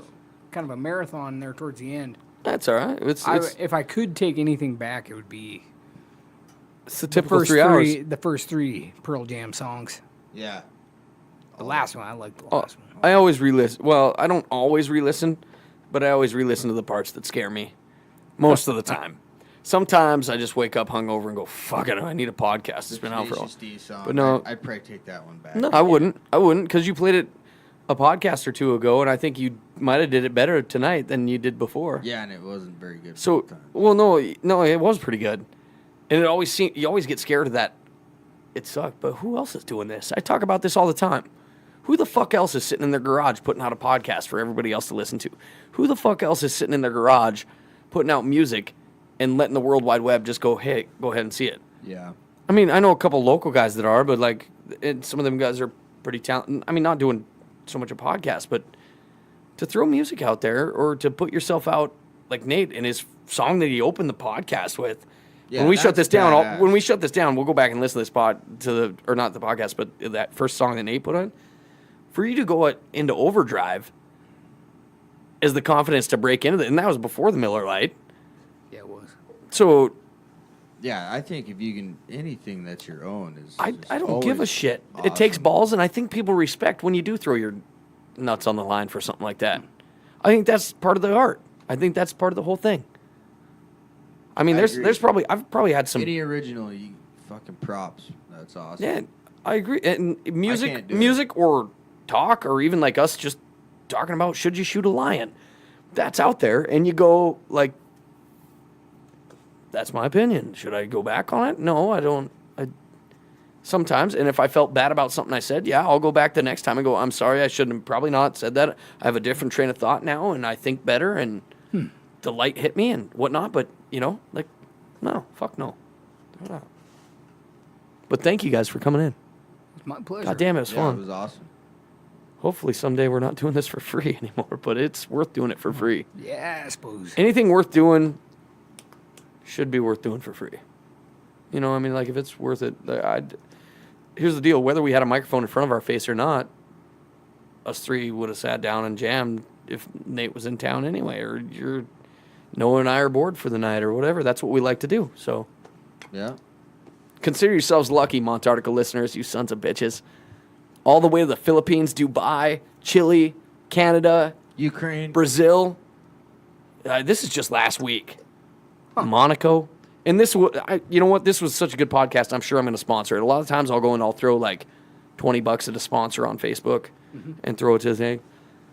And this one will definitely be a sponsored podcast, I'm sure, to try and let a few more people hear it.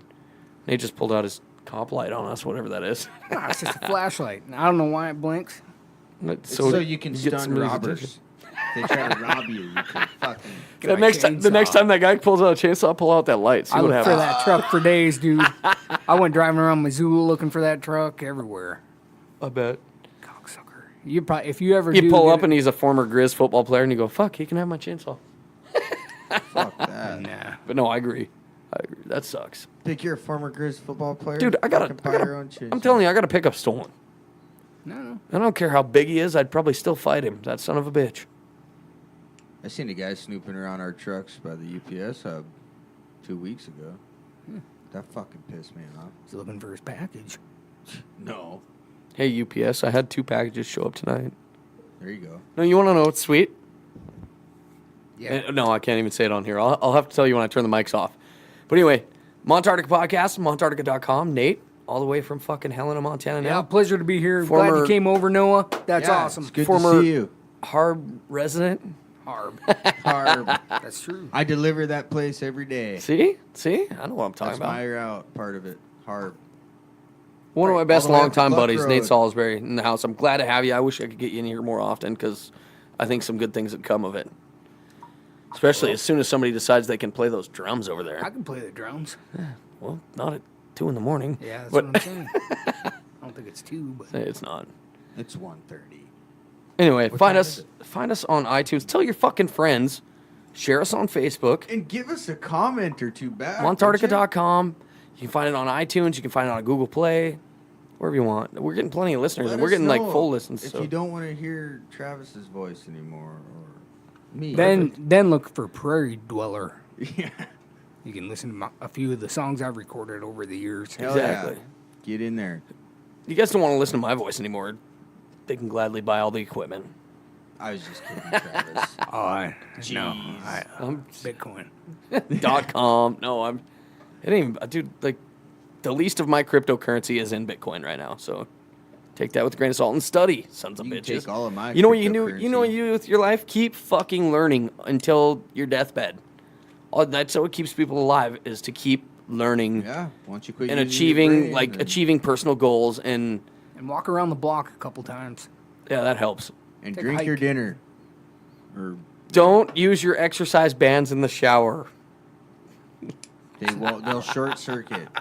Listen to the podcast, one before this. All right, with that, we're out. Montarctica.com. Thanks, Nate. Thanks, Noah.